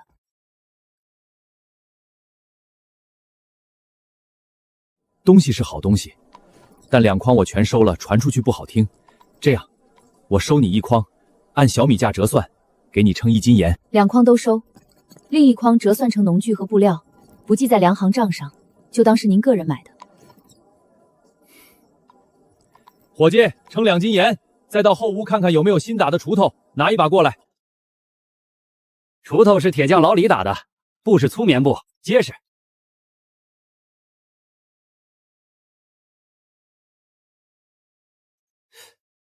你记2本，一本是我自己看的，一本是万一哪天有人查给别人看的。说实话，我到现在也不知道收你这批货是赚了还是亏了。赵大富在青石镇手伸得长，要是他知道清水镇有人收了青山村的粮……郑掌柜，还有一样东西，您看看，这叫辣椒，做菜的时候放一根，汤里就有一种新的味道，不是咸，不是甜，是辣。冬天熬汤放半根喝下去，浑身发热。这东西闻着太冲，不会有毒吧？没毒，我吃给您看。这东西我不敢收，万一卖出去吃坏了人，我这粮行担不起。下回我多带点地瓜干，干辣椒也带着。您不收，我自己吃。长期买卖，盐给你算便宜点儿，但你们来的时候别走大路，钻小路来。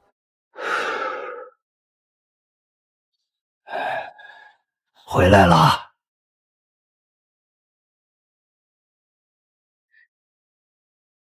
清水镇的粮行收地瓜干，也卖盐。郑掌柜说，下回来盐算便宜点。咸的，这条路真能走通。清河姐姐，辣椒呢？郑掌柜没敢吃，说这个东西闻着太冲，他怕有毒。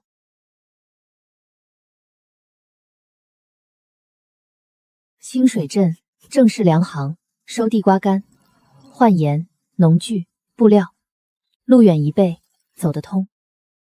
不苦不涩，晒干了能存1冬。小米存久了长虫，这东西不长虫。哪儿来的？清水镇正式粮行柜台里收着的。我问他哪儿来的，他说是一个外乡丫头翻了2道岭挑过来的。2筐换了多少？2斤盐，1把新锄头，2块布，不多。但郑掌柜说了4个字：长期买卖。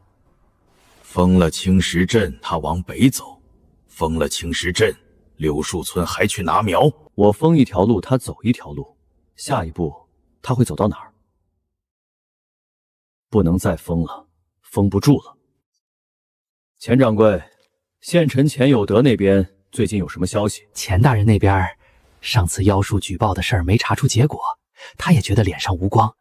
赵掌柜要是再去，他应该愿意帮忙。这次不查妖术，查私贩粮食，逃避田税。赵掌柜，私贩粮食可是重罪，得有证据。他挑了2担地瓜干，翻过2道岭，去清水镇换了盐，这不是证据。青山村种了半亩地瓜，收了1000多斤，田赋1文没交，这不是证据。证据够了，差役上门拿人，人带走了，地里的东西自然就散了。孙班头，接举报，青山村沈清河私贩粮食，逃避田赋，县城大人签发拘票，拿人回县衙问审。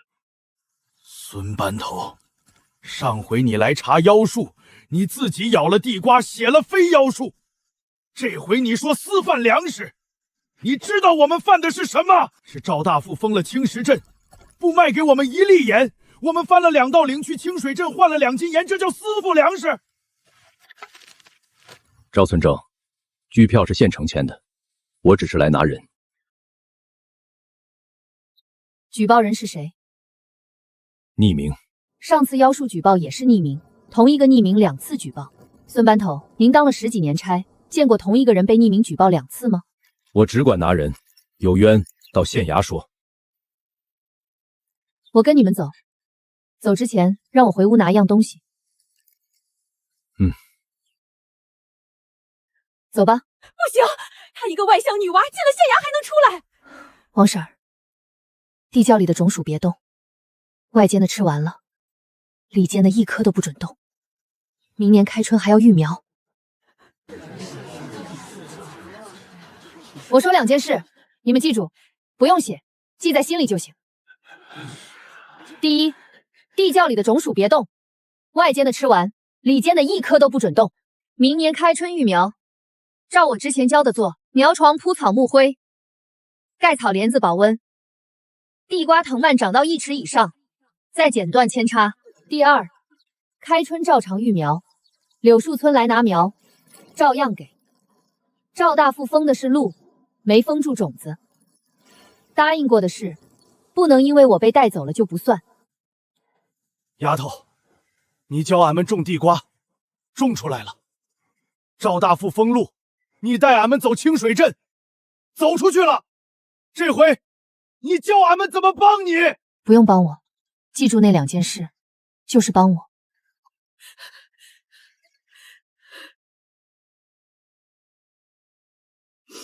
带上县衙的饭，不放盐。该走了。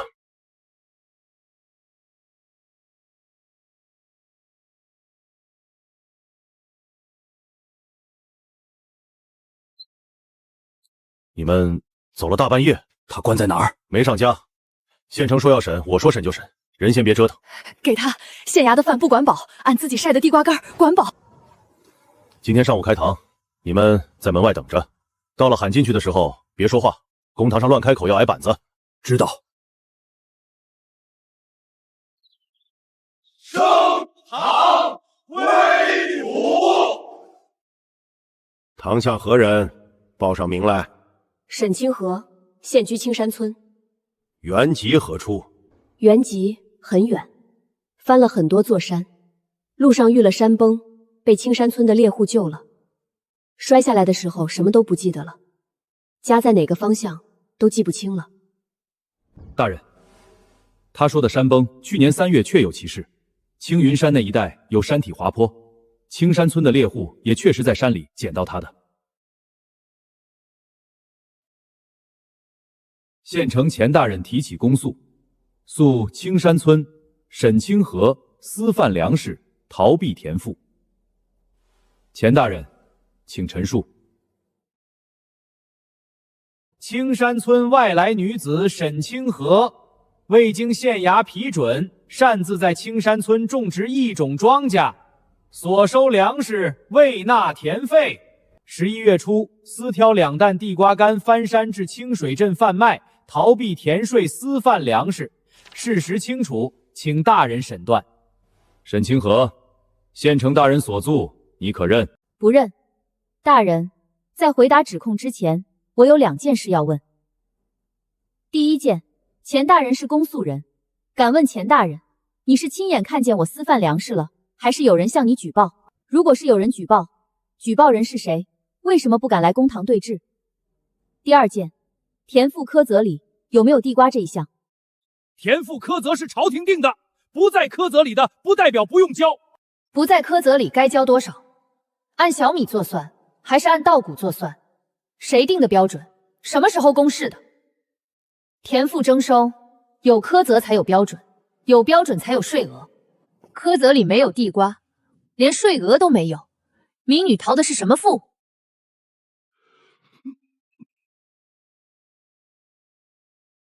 田赋一事暂且搁下。第2条，私贩粮食。11月初，你挑了2担地瓜干去清水镇，换了2斤盐、1把锄头、2块布，可有此事？有，但不是私贩，是换物。青山村被赵大富封了盐路，全村连1粒盐都买不到，翻了2道岭去清水镇，拿自己地里种的菜干换自己家要吃的盐。大人，有人堵了你家门不让你买盐，你翻墙出去跟邻居换了1勺，这叫私贩？巧言令色！2筐地瓜干卖了钱，然后买了盐和农具。清水镇正式粮行账本上白纸黑字，你敢说不是你？郑掌柜账本上写的是不是青山村沈清河地瓜干2筐，换粗盐2斤，锄头1把，粗布2片？那上面写的是换还是卖？郑掌柜写的是换，不是卖。以物易物，没有银钱接手。大人如果不信，派人去清水镇，把2本账放在一起对，对不上，我认罪。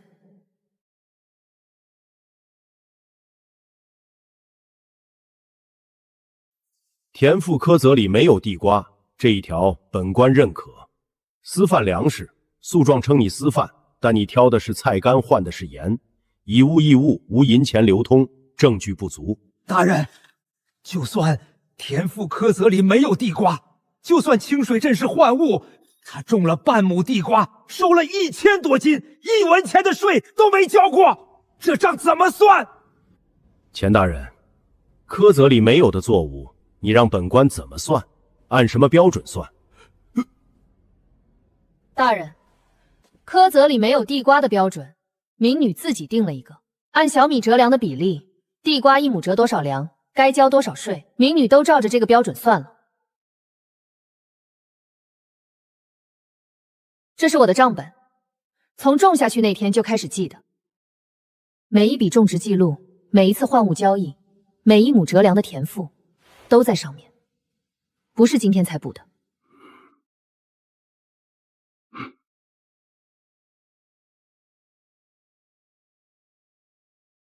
大人，这账本是沈清河自己记的，不能作为凭据。谁知道他记的是真是假？她一个外乡丫头，这账本万一是伪造的？每一笔都有经手人画押。清水镇郑掌柜那一笔，他粮行里那本账上记着同样的数字。大人派人去清水镇，把2本账放在一起对，对不上，我认罪。对上了。钱大人，您诉状上那个一文未交是从哪儿来的？钱大人，你诉状上说青山村田费1文未交，这本账上记着折粮数目和小米已缴。你是打算派人去清水镇对账，还是现在就认了这诉状上的数字有问题？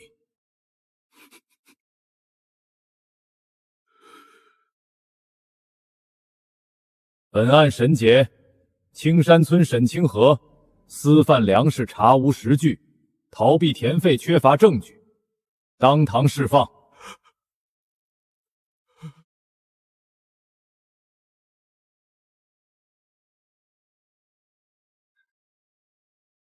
走，回村。能回去了？能回去了。地窖里的种属还在等着开春育苗，柳树村的苗清明照样给。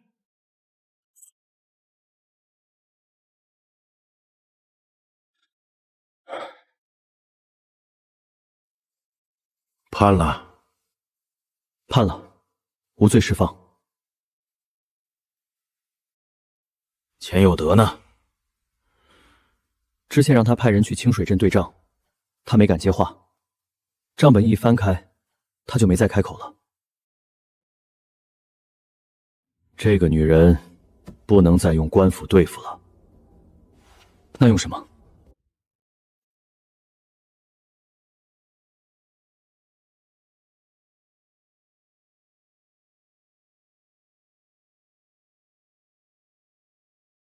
昨晚上我跟王婶儿、刘老三先走，怕赶不上开堂。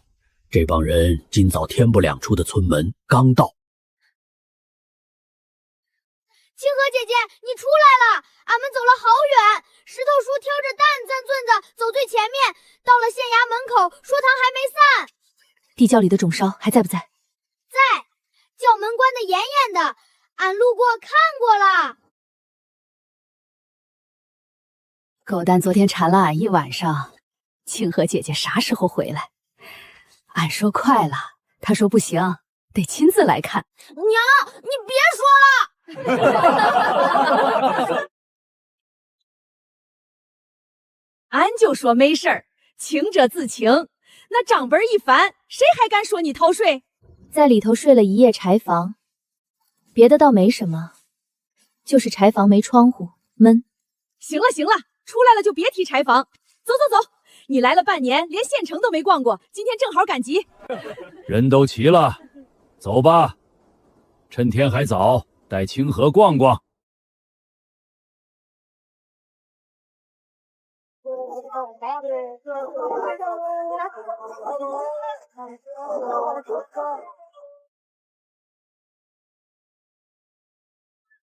掌柜的，盐怎么卖？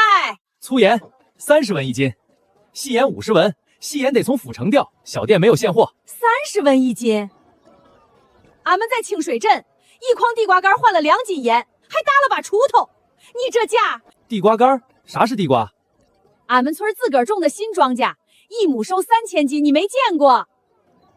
来1两，不2两。俺们村今年收了6大棚地瓜，不差这一点盐钱。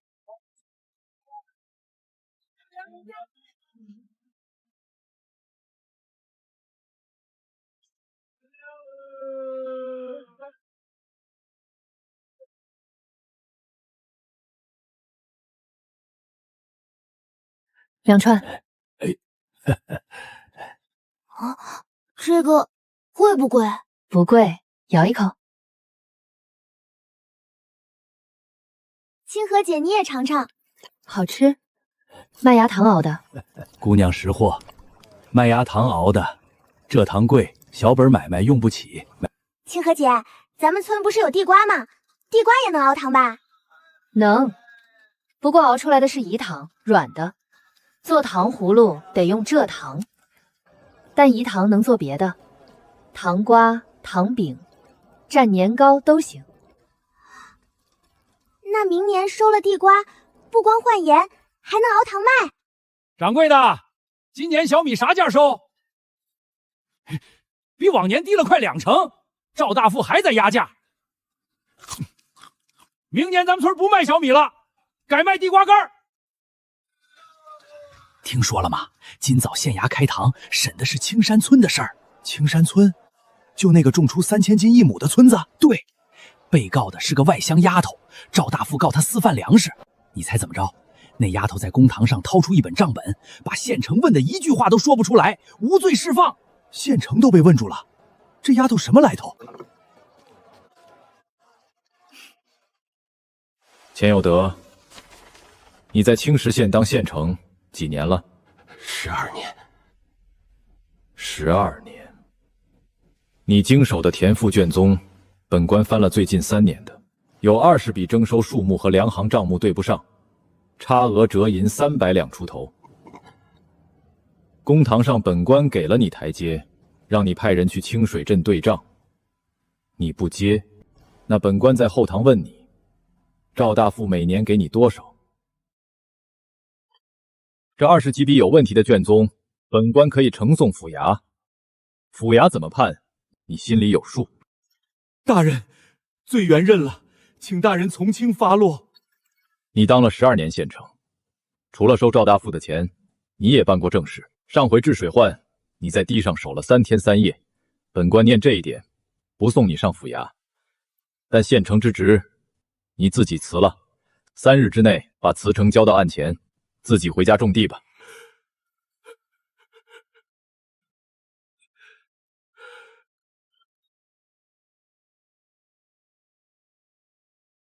带赵大富。赵掌柜，坐。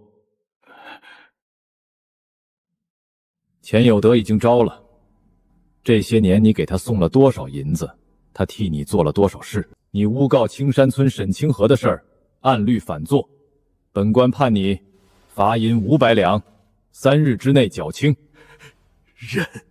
还有一件事，钱有德已经辞官了，从今天起，青石县没人再替你填牌票。本官最后劝你一句，青山村的事到此为止。500两，3日之内如数送到。盐不齐了，清河还有啥要买的？再不走天黑啦。没了，走吧。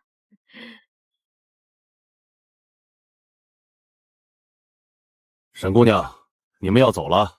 回村，再不走天黑了。判决文书的抄本，县城钱有德受贿作伪证，滥用职权，自行辞去县城之职。赵大富诬告良民，罚银500两，3日之内缴清。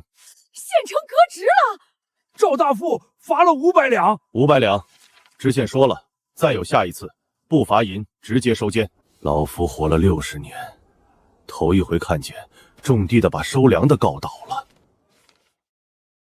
孙班头，你专程跑一趟，就为了送这张纸？我在衙门当了10几年差，从来只见过关押人，没见过理押官。今天是头一回。沈姑娘，明年春耕你们村育好了苗，托人带个话，我带县衙的人来看。孙班头，你叫什么名字？孙正，正气的正。孙正，记住了，以后青山村给县衙送地瓜，筐上写你名字。别，知县说要自己掏钱买，你写我名字，他得扣我俸禄。写李知县的名字吧，扣也是扣他自己的俸禄。你们村也沾光，筐上盖着知县的名头，往后走哪儿都没人敢拦。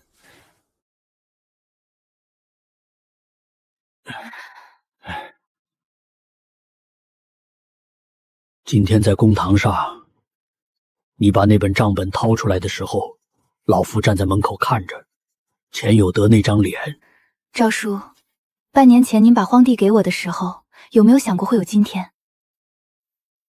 老夫活了60年，那天在谷场上，你说一亩能收3000斤，老夫心里想的是，这丫头要么是疯子，要么是神仙。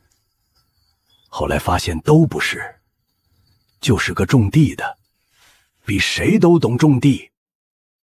今天孙班头说，邻村已经有人来县衙打听青山村了，问明年春耕能不能也种地瓜。你怎么回的？我跟孙班头说，让打听的人冬至过后来青山村，趁冬闲一起教。你是打算趁这个冬天，把10里8乡来问的人都教会？不是教会，是让他们自己学会记账、选种、育苗。柳树村一个村不够，清水镇一条路不够。赵大富被罚了500两，可大富这样的人，不止青石镇这一个，能让10里8乡的种地人都不再被欺负的，是每个村都有一本自己的账。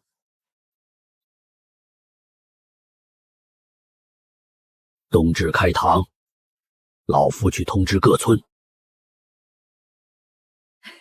别站着了，清河在柴房关了一宿，饭都没好好吃，今晚煮地瓜管够。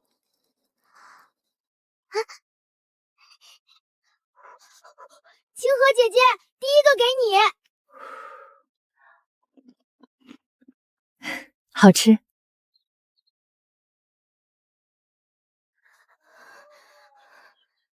你不上去？今天第1堂课记账，他比我讲得好。俺叫赵柳儿，青山村的，村正的孙女。俺们青山村今年种了地瓜，收了6大筐，挑去清水镇换了2斤盐，1把新锄头，2块布。赵大富告俺们私贩粮食，可俺们有账本，每一笔换出去的地瓜干，换进来的盐都记在上面。公堂上账本一翻，县城一句话都说不出来。清河姐说，会种地不够，得会记账。你不记账，人家说你逃税你就逃税，说你私贩你就私贩。你记了账，每一笔都有经手人呀，谁也冤枉不了你。今天第1堂课教你们怎么记账，俺讲的不如清河姐好，但俺保证你们听完就能学会。因为俺也是3个月前才学的，俺都能学会，你们也能。丫头，你说不识字的人怎么把账记下来？记账第1条，不认字也能记，每一笔分2边，左边画你换出去的东西，比方地瓜，画个圈；右边画你换回来的东西，比方盐，画个框。你自个儿定的符号，自个儿记住就管用。日子不用写，画杠。这个月第3天就画3道杠，再笨的法子也好使。画个太阳，画个太阳是白天，画个月亮是晚上，画个圈中间戳个点是赶集那天。最底下，大拇指蘸皂灰，往纸上一按，这就是画押。字能造假，指头印造不了假。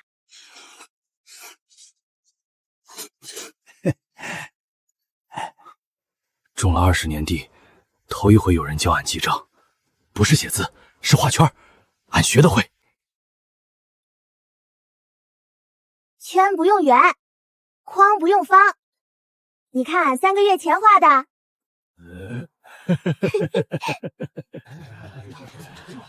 老夫去各村村通知的时候，想着能来20个就不错了。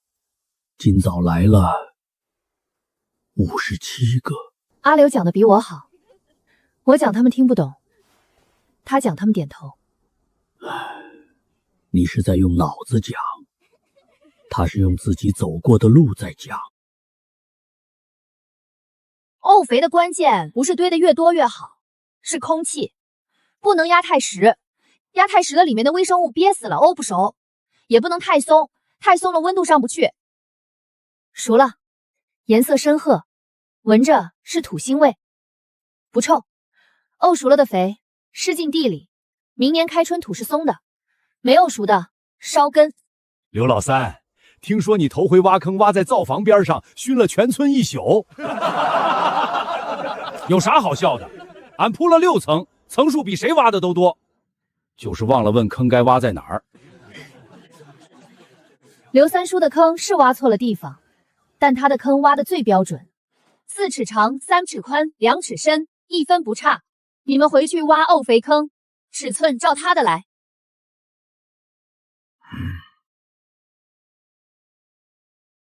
走，带你们看窖里的种薯，比沤肥坑更金贵的东西。小红薯芽眼密，做种薯比大的好，一颗小薯能出20-30根苗。你们开春来拿苗，我给你们育好的。但长远看，你们得学会自己留种。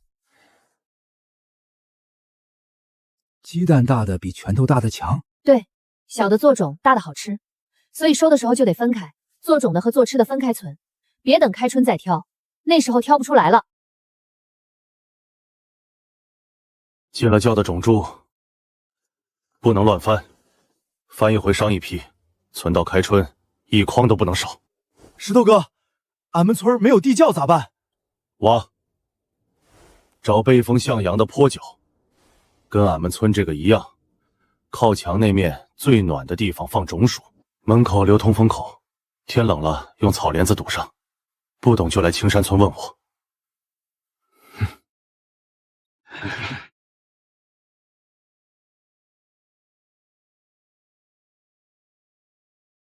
今天讲的不错，中间有一下差点忘了下一句，脑子里一片空白。然后呢？然后我想起王婶说过，你在公堂上掏账本之前停了一下，她说你嘴里念了句问题不大，我就也想了一遍。清河姐，我以前从来没想过我能让50多个人听我说话。你讲的那句会种地不够，得会记账，是你自己想的还是我教的？自己想的，咋啦？那就是你的课，不是我的。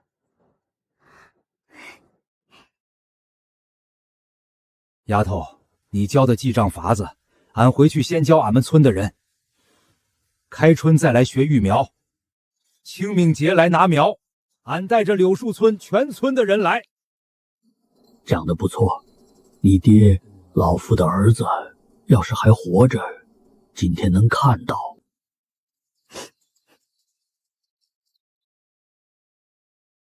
明天讲啥？选种育苗，你来讲排种，你帮我育了半年苗，比我清楚哪个步骤最容易出错。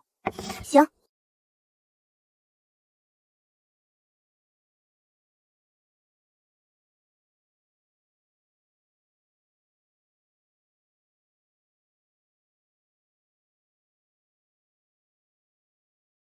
老夫活了60年，同一块地，同一个种，长出来高的高，矮的矮，这是咋了？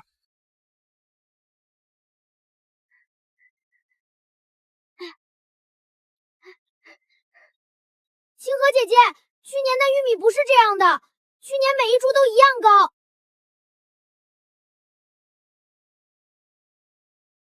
去年是第1代，2个最好的亲本配出来的，每一株都差不多。今年第2代全乱了。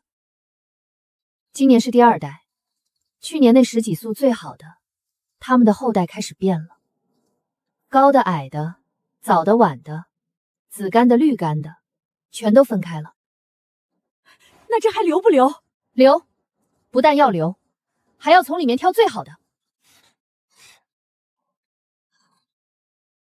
去年那些整整齐齐的是第一代，2个最好的玉米配出来的，像双胞胎。但双胞胎生的孩子不可能全都一模一样。这2株是同一岁上的子粒长出来的，但他们把祖上所有的东西都翻出来了。高的像他姥爷，矮的像他姥姥，子干的可能像他曾祖父，一大家子隔了一代全冒出来了。就像2个好脾气的人成了亲，生出来的娃儿可能脾气随他爷爷犟得跟驴似的。对，就是这个理。那挑啥样的留？杆子壮的，穗子大的，不生虫的。从这一大片里面，只挑最好的10几株。明年拿他们的种子再种，还是会乱，但乱里好的会比今年多。一年一年挑，5、6年之后，他们就重新变整齐了。到那时候，比去年第一代还能适应咱们这儿的土。这不是退步。是他把祖上藏着的样子全翻出来给咱们看了，咱们要做的是把最好的那个挑出来。那就挑，老夫帮你一株一株看。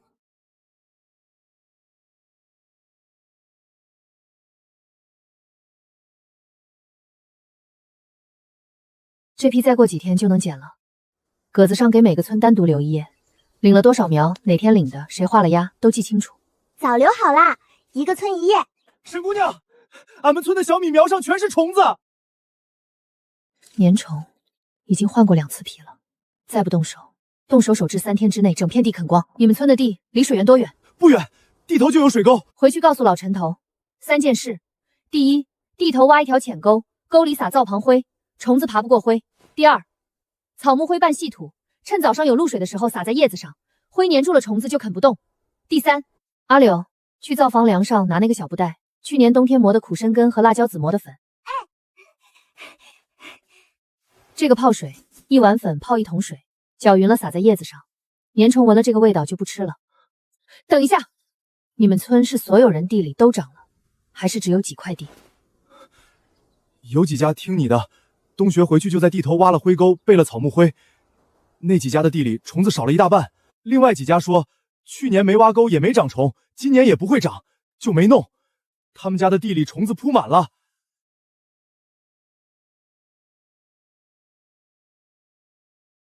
柳树村听进去的保住了，没听的毁了。石头沟，冬学就没当回事。石头沟离这儿1个时辰，柳树村都这样了，石头沟只怕更糟。现在去还能救回来一半。走，去石头沟。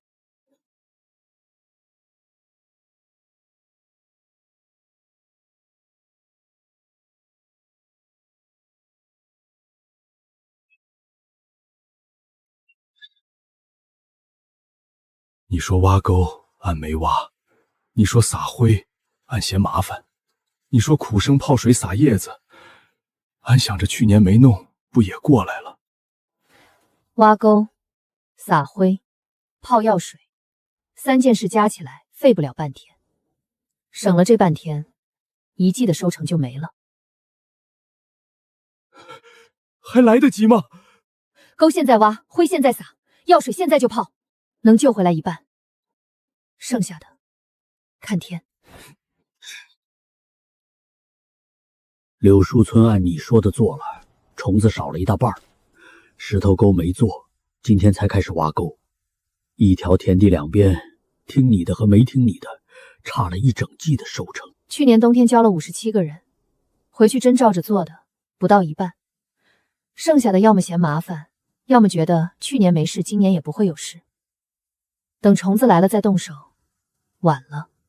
你打算怎么办？明年冬学，除了记账和育苗，再加一样，防虫。每一个来学的人，回村之前领1包苦参根粉，不囤着，回去就撒。手上有东西了，总有人会试试。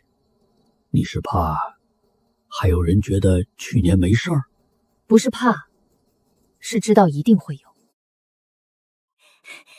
清河姐，石头沟和柳树村今天的事儿，俺都记下来了。哪家挖了沟，哪家没挖，虫子吃了多少，都画了圈。好，这些圈明年冬学第1堂课就用得上。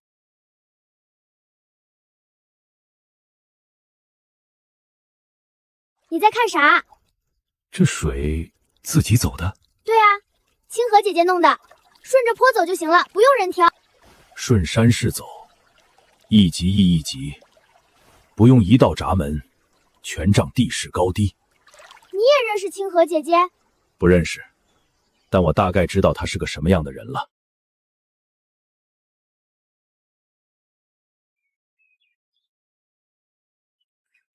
你找谁？路过，听说你们村种出了新庄稼，顺路看看。你不是收粮的？不是。也不是县衙的。怎么看出来的？县衙的人不会蹲下来看玉米杆子，上回县衙来的人站得比你直。这些插竹竿的是挑出来的？挑了最好的10几株，明年拿他们的种子再种，年复一年。那丫头说5、6年之后就不乱了。她在驯化一种新庄稼，不是种一季，是花5、6年时间，把一种没见过的荣稼变成这块地自己的。带我去见见她。柳树村2000株，上次量过的地刚好2亩。这些苗都是从去年窖里那2泡种母育出来的？对，惊蛰一过就把种薯排进苗床了，30来天出秧，刚好赶上清明。丫头，去年你说的那3件事，第一，按标准种；第二，种出来的地瓜藤蔓分给下一个村；第三，种好了教别人。俺把这3条刻在柳树村村口的树上了。石头沟1000株，俺们村地少，先种1亩。你自己记的？虫灾过后学的。你上次说每个村都要有一本自己的账。清河姐，册子记满了，换一本新的。这块出了31根苗，明年留他的后代做种。旁边那块只出了10几根，淘汰。路过的，看了水渠和玉米地，想见你。那道水渠顺着山势走的，第2个蓄水坑比第1个低了1寸，第3个比第2个又低了1寸，每个坑的出水口都开在同一侧，水只往田里走，不往别处跑。你修过水渠？看过一些，但没见过不用闸门、不用水车的，全靠地势落差自己走。闸门要人开，水车要人踩。青山村没有多余的人，最好的水利是不需要人力的水利。不需要人力的水利。今年把苗都发出去了，明年再育苗，种薯从哪儿来？今年秋天各村收了地瓜，挑最好的小地瓜送回来，那就是明年的种薯。发出去的苗，秋天会带着种薯回来。你到底是什么人？一个走了远路的人，想在你们村歇2天，管饭就行。都别挤，1人1块，今晚管够。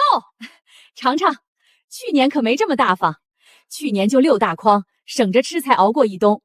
今年窖里还剩大半筐，撑到新地瓜下来没问题。咋了？不好吃？甜。那你还停？我在想，这碗东西要是能端到更多人面前，该是什么光景？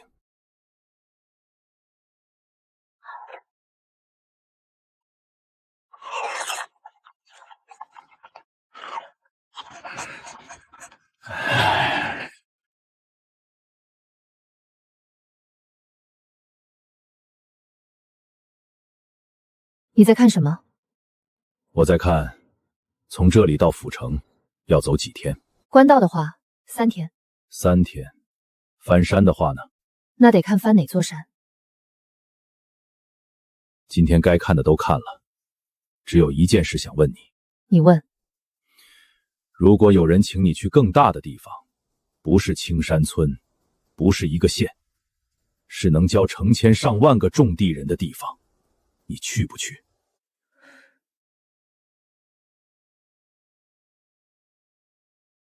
明天再住1天，后天走。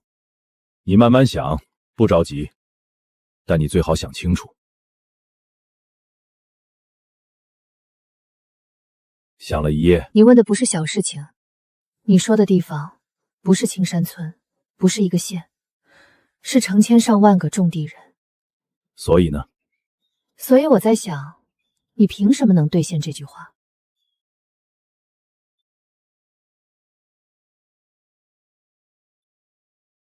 我姓周，单名一个横字。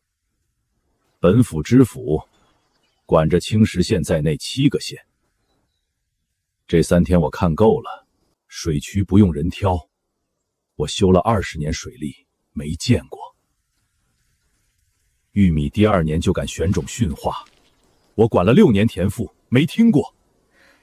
57个不识字的人学会自己记账，我批了12年公文，没见过。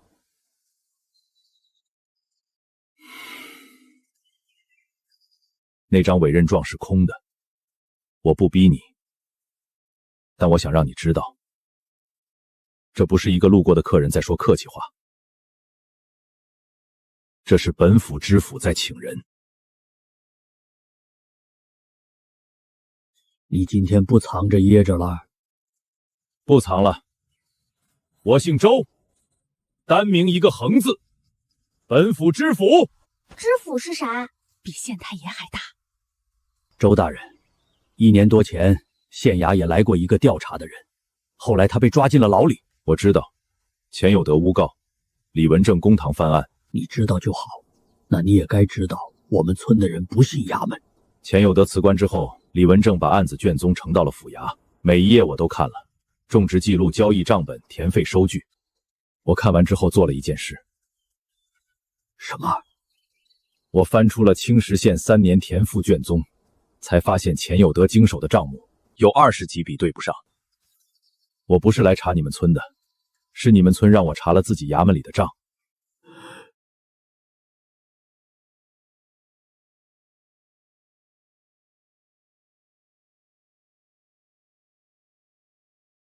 我管了6年田赋，每年春荒，7个县递上来的数字，饿死的人数比我批下去的赈灾粮袋数还多。你知道那是什么感觉吗？坐在衙门里，笔在手里，数字在纸上，你知道那些数字每一个都代表1户人。你批了，然后明年春荒，数字又来了。我批了12年公文，没有一页能让地里多长出1颗粮食。昨天我问你，去不去更大的地方？今天我不问你这句话了，我换一句。你说，你一个人教会了57个，57个教了7个村，7个村变成70个，要10年。我给你一个府，7个县，上百个村子，不用10年，3年，你能让他们都种上这东西吗？我府衙里坐着一排写公文的，呈报灾情的文章一篇比一篇写得好，但每年春天饿死的人还是那么多，能让老百姓不饿肚子的一个没有。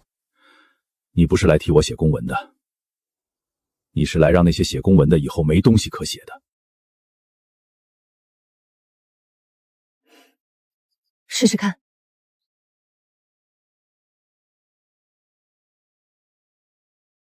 清河姐，你要走了，对不对？你不用想怎么说。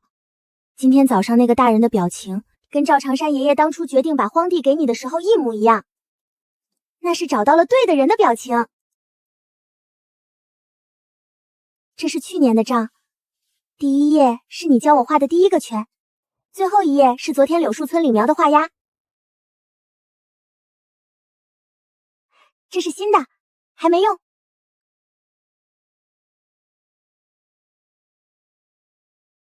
你走了，这本空白的俺来写，各村领了多少苗，哪天领的，谁画的押，一个字儿都不会漏。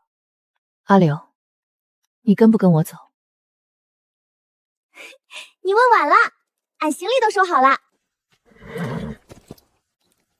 想好了2个条件。你说。第一，阿柳跟我去，他的工钱从我的俸禄里扣。不用扣，本府另发一份。第二，3年，3年之后我回来。还有呢？没有了。赵叔，明年春天接着种，还照今年的法子挑，杆子最壮的，穗子最大的。5、6年过后，它就能站稳了。跳。清河姐姐，这个给你路上吃，俺自己晒的。狗蛋，你明年该学记账了，让石头教你。路上小心。你守着村子。知道。多住一天，明天一早出发。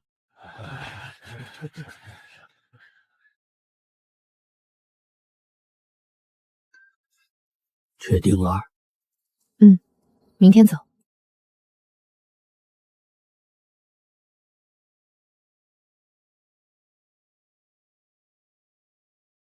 你也没睡？睡不着。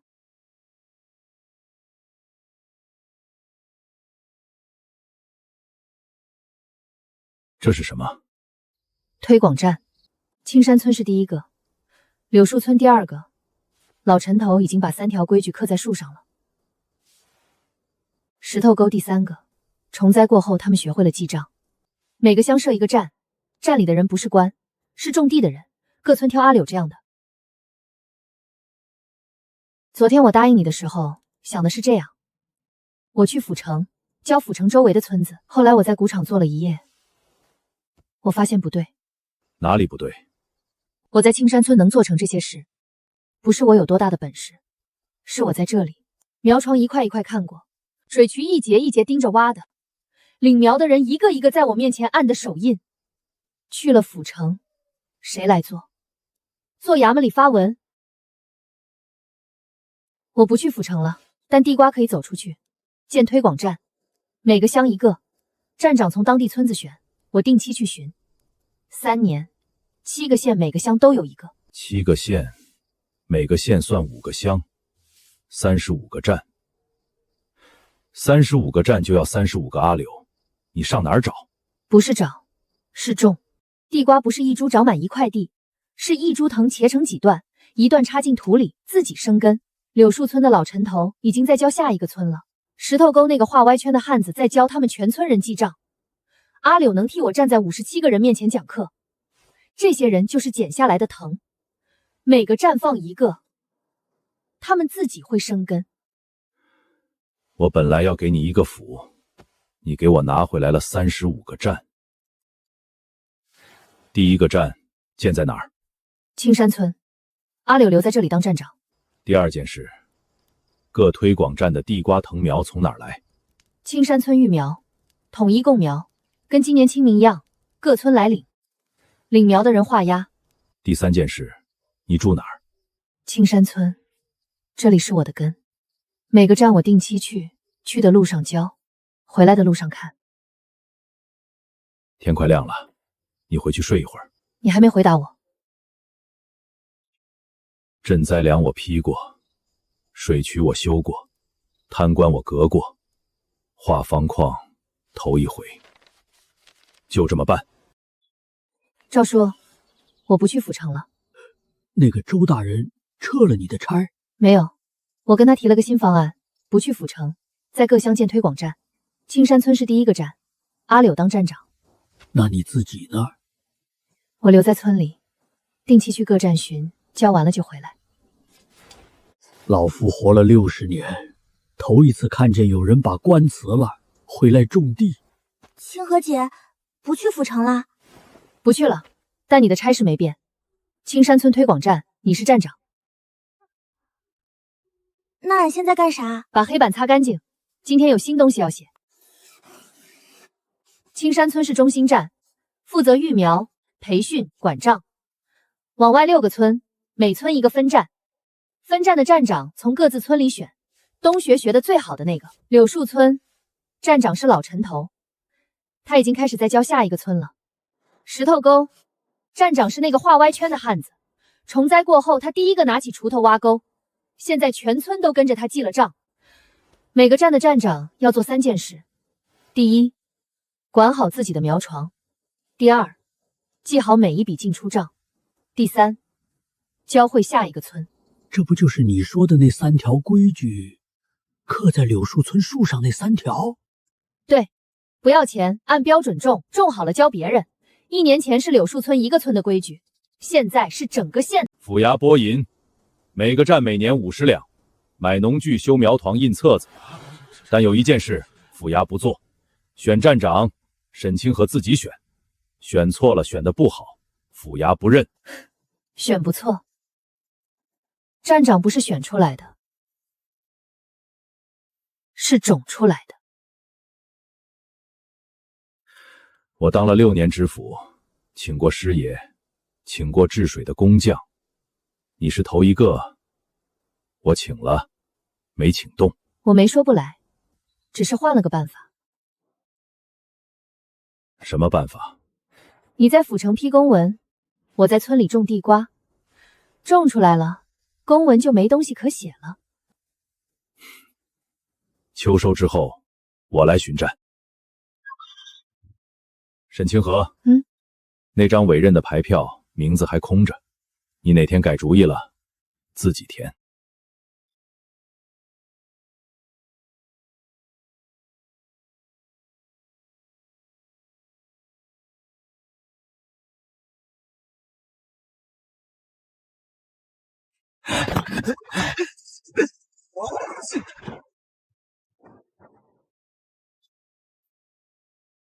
就长这么大，赵掌柜说这东西1亩3000斤，3000斤，那得长到10后。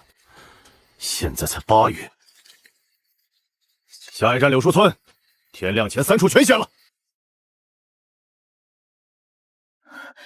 柳树村和大柳庄都毁了，一样。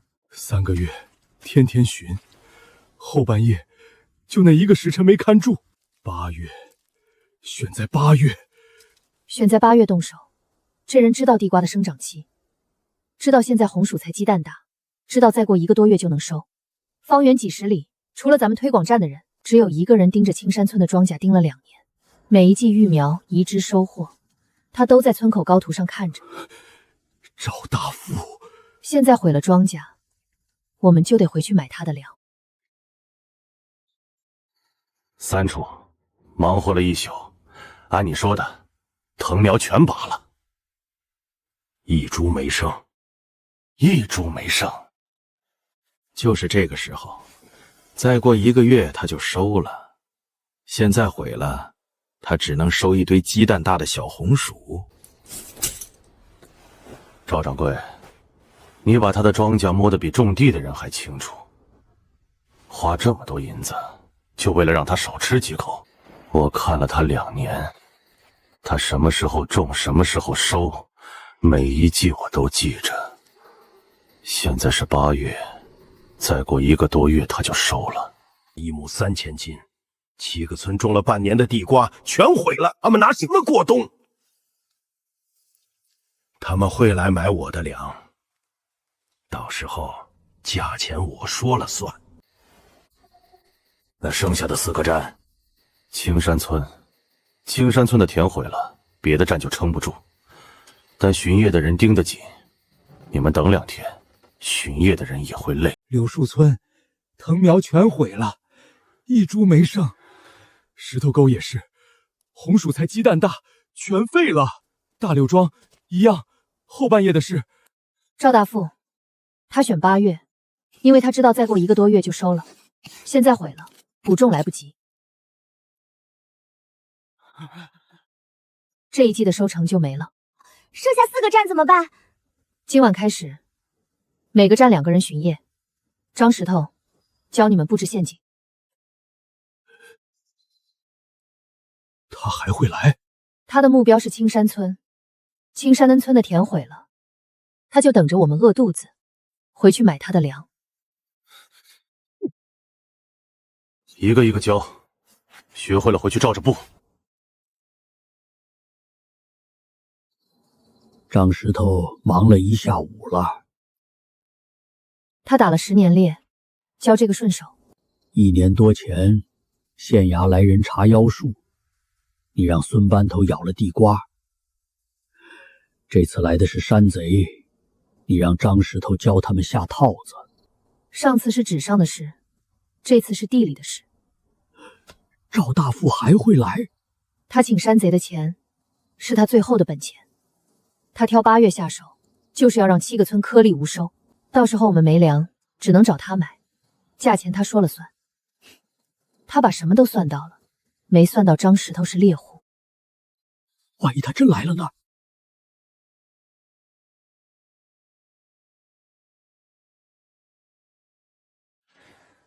来了就好。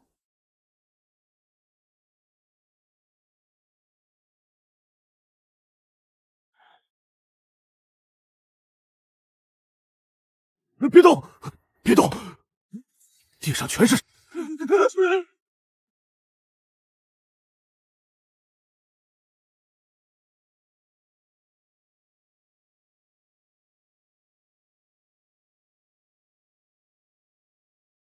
按石头说的，守住岔路口，谁都不准追。山贼不认识路，他们会自己撞进套子里。1年多前，你蹲在谷场上，手里只有一把土，现在4个站的火把全亮了。陷坑也响了，逮了几个？看不清，铃响了不止一个方向，至少2个。陷坑又装了一个。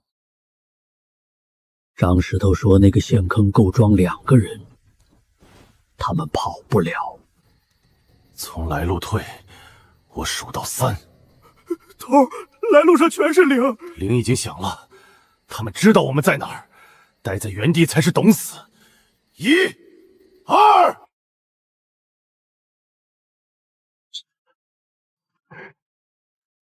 够了。4个人，你们进山道的时候我就数了，一个掉进了岔路口的陷坑，一个往后跑，跑进了死路，就剩下你们2个了。你是什么人？猎户。我不审你，县衙的人天亮就到，你跟他们说。但有一件事我得先知道，赵大富给你多少银子？他柜台底下压箱底的银子都掏出来了，事成之后再给50两，毁了青山村。4个，都在这儿了。这4个送县衙。送，连人带刀，还有他刚才说的话。藤苗毁了，再育；地瓜没了，窖里种薯还在。只要地还在，明年开春就能继续种。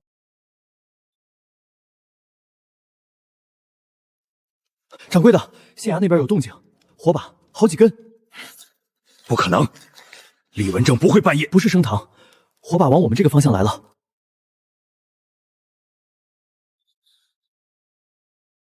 骡子在后门。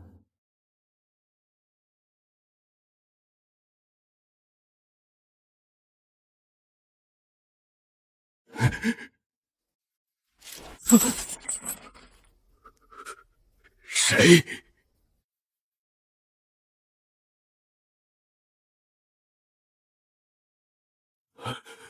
赵掌柜，开门吧。你的骡子我已经让人牵走了。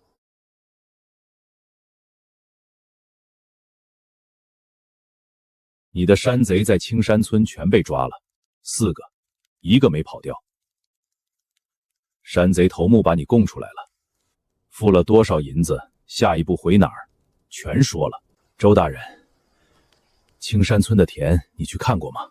看过，水渠、龙台、玉米地，每一块都蹲下去看了。那你应该知道，他多种1亩地瓜，我就少卖1亩地的粮。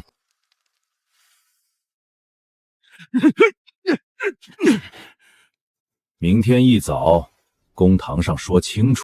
去年10月初10，你联合青石镇缩紧所有粮商，封杀青山村，拒收1颗粮，拒卖1两盐。封杀令是你亲笔写的，粮行的戳还在上面。这是你贴遍青石镇的封杀令。青山村被逼翻了2道岭去清水镇，他记得每一笔换盐的记录就是证据。有。11月初3，你买通前县城钱有德，以私贩粮食逃避田赋为由，诬告青山村沈清河。钱有德签了牌票，孙班头带了4个差役上门拿人。钱有德已经招了，你每年分他多少银子，他替你签了多少张的文书。他的辞官文书是我批的。今年8月，你雇山贼4名，一夜之间毁了石头沟、柳树村、大柳庄3处推广站的庄稼，地瓜地全废了。8月毁了，补钟都来不及。山贼头目招了，你付了多少银子他记不清，但事成之后再给50两毁青山村，他说你答应的清清楚楚。赵大富，封杀是你，诬告是你，雇山贼是你，3件事，每一件事你都想隐于幕后。诬告让钱有德出面，雇山贼你亲自去谈，但帮你做事的人都把证据留下了。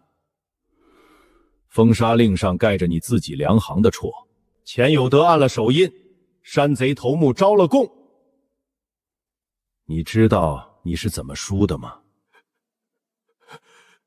替你做事的人没有一个替你瞒着。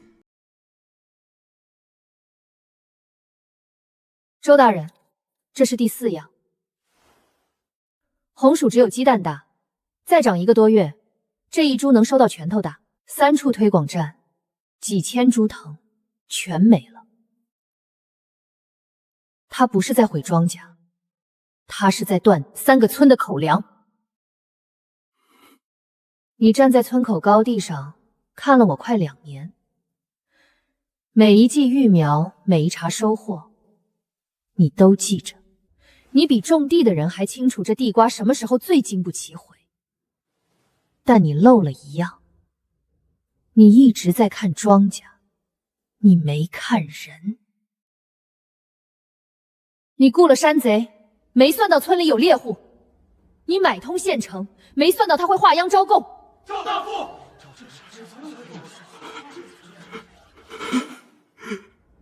你盯着垄台上的每一株藤，没算到替你做事的人，没有一个替你瞒。你算计了2年的庄稼，却没算计到人心。赵大富，你垄断粮价，买通官员，诬告良民，雇凶毁田，4罪并罚，按大梁律流放3000里，即日押解，不得逗留。那个地瓜，一亩真的能收3000斤？1亩3000斤，你算了2年的数字，去边疆自己看吧。孙班头，押下去。上去。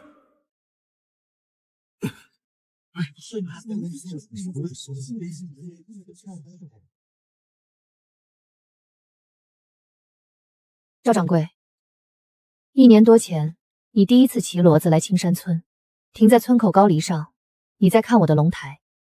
我知道你在看。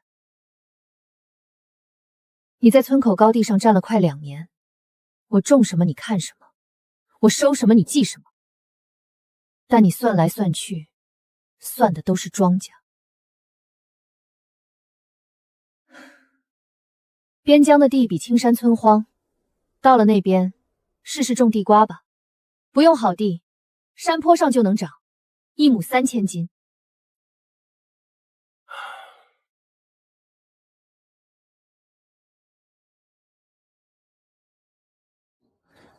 回村，今晚还是头一班巡逻。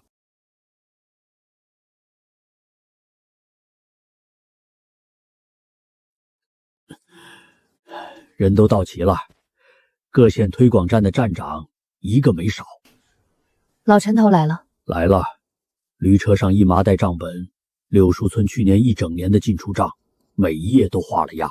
他说这些账本得留在青山村，给以后的新站长当范本。他后面站着的是他们县4个乡的站长，都是他带出来的。中年汉子呢？石头沟的站长带了他们全村按了手印的册子。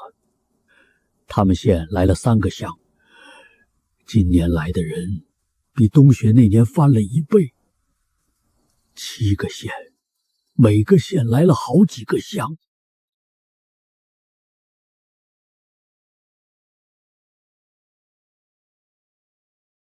7个站，春筒地瓜2000亩，苗床全部出苗，清明前发完了。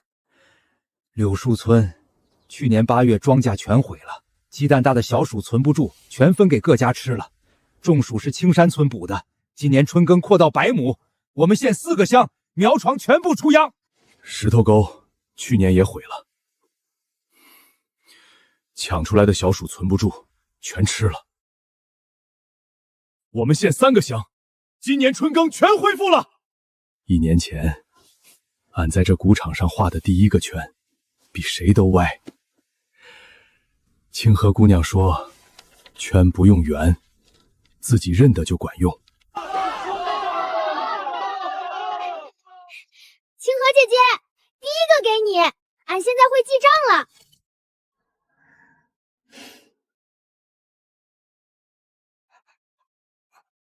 清河姐姐今年的比去年整齐多了。你画的这个高的几株，矮的几株？高的7株，矮的11株，还有3株中等，俺画了杠。老夫活了60来年，头一回看见庄稼一年比一年好。今年才第3代，再有3、4年，它就不乱了。到那时候叫什么？青山1号。清河姐，各站报的春耕数字都记完了，比去年多了1倍。明年呢？按这个涨法，明年到处都是地瓜地了。今天不讲记账，讲数字，2000亩，这是今年7个站春耕的地瓜田。2年前，青山村只有半亩。你们记住，所有的这些田都是从一块荒地开始的，村东北角那块谁也不要的荒地。他讲的这些是你教他的？数字是我教的，其他不是我教的。他亲眼看着那块地从石头变成田的。俺活了半辈子，头一回看见村里的孩子坐在学堂里还学数字。老夫活了60来年，2年前你说1亩能收3000斤，老夫在心里算过一遍，觉得能收1000斤已经是老天爷开恩了。去年其他县的亩产报上来，没有1亩低于2500。赵叔，你后悔把那块拉荒地给我吗？后悔给晚了。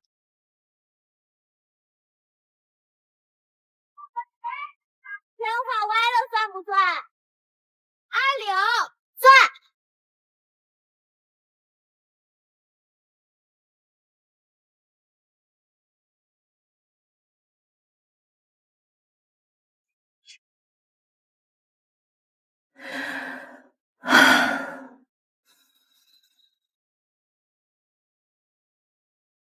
全剧终，沈清河的故事到此结束，但青山村的故事还没有。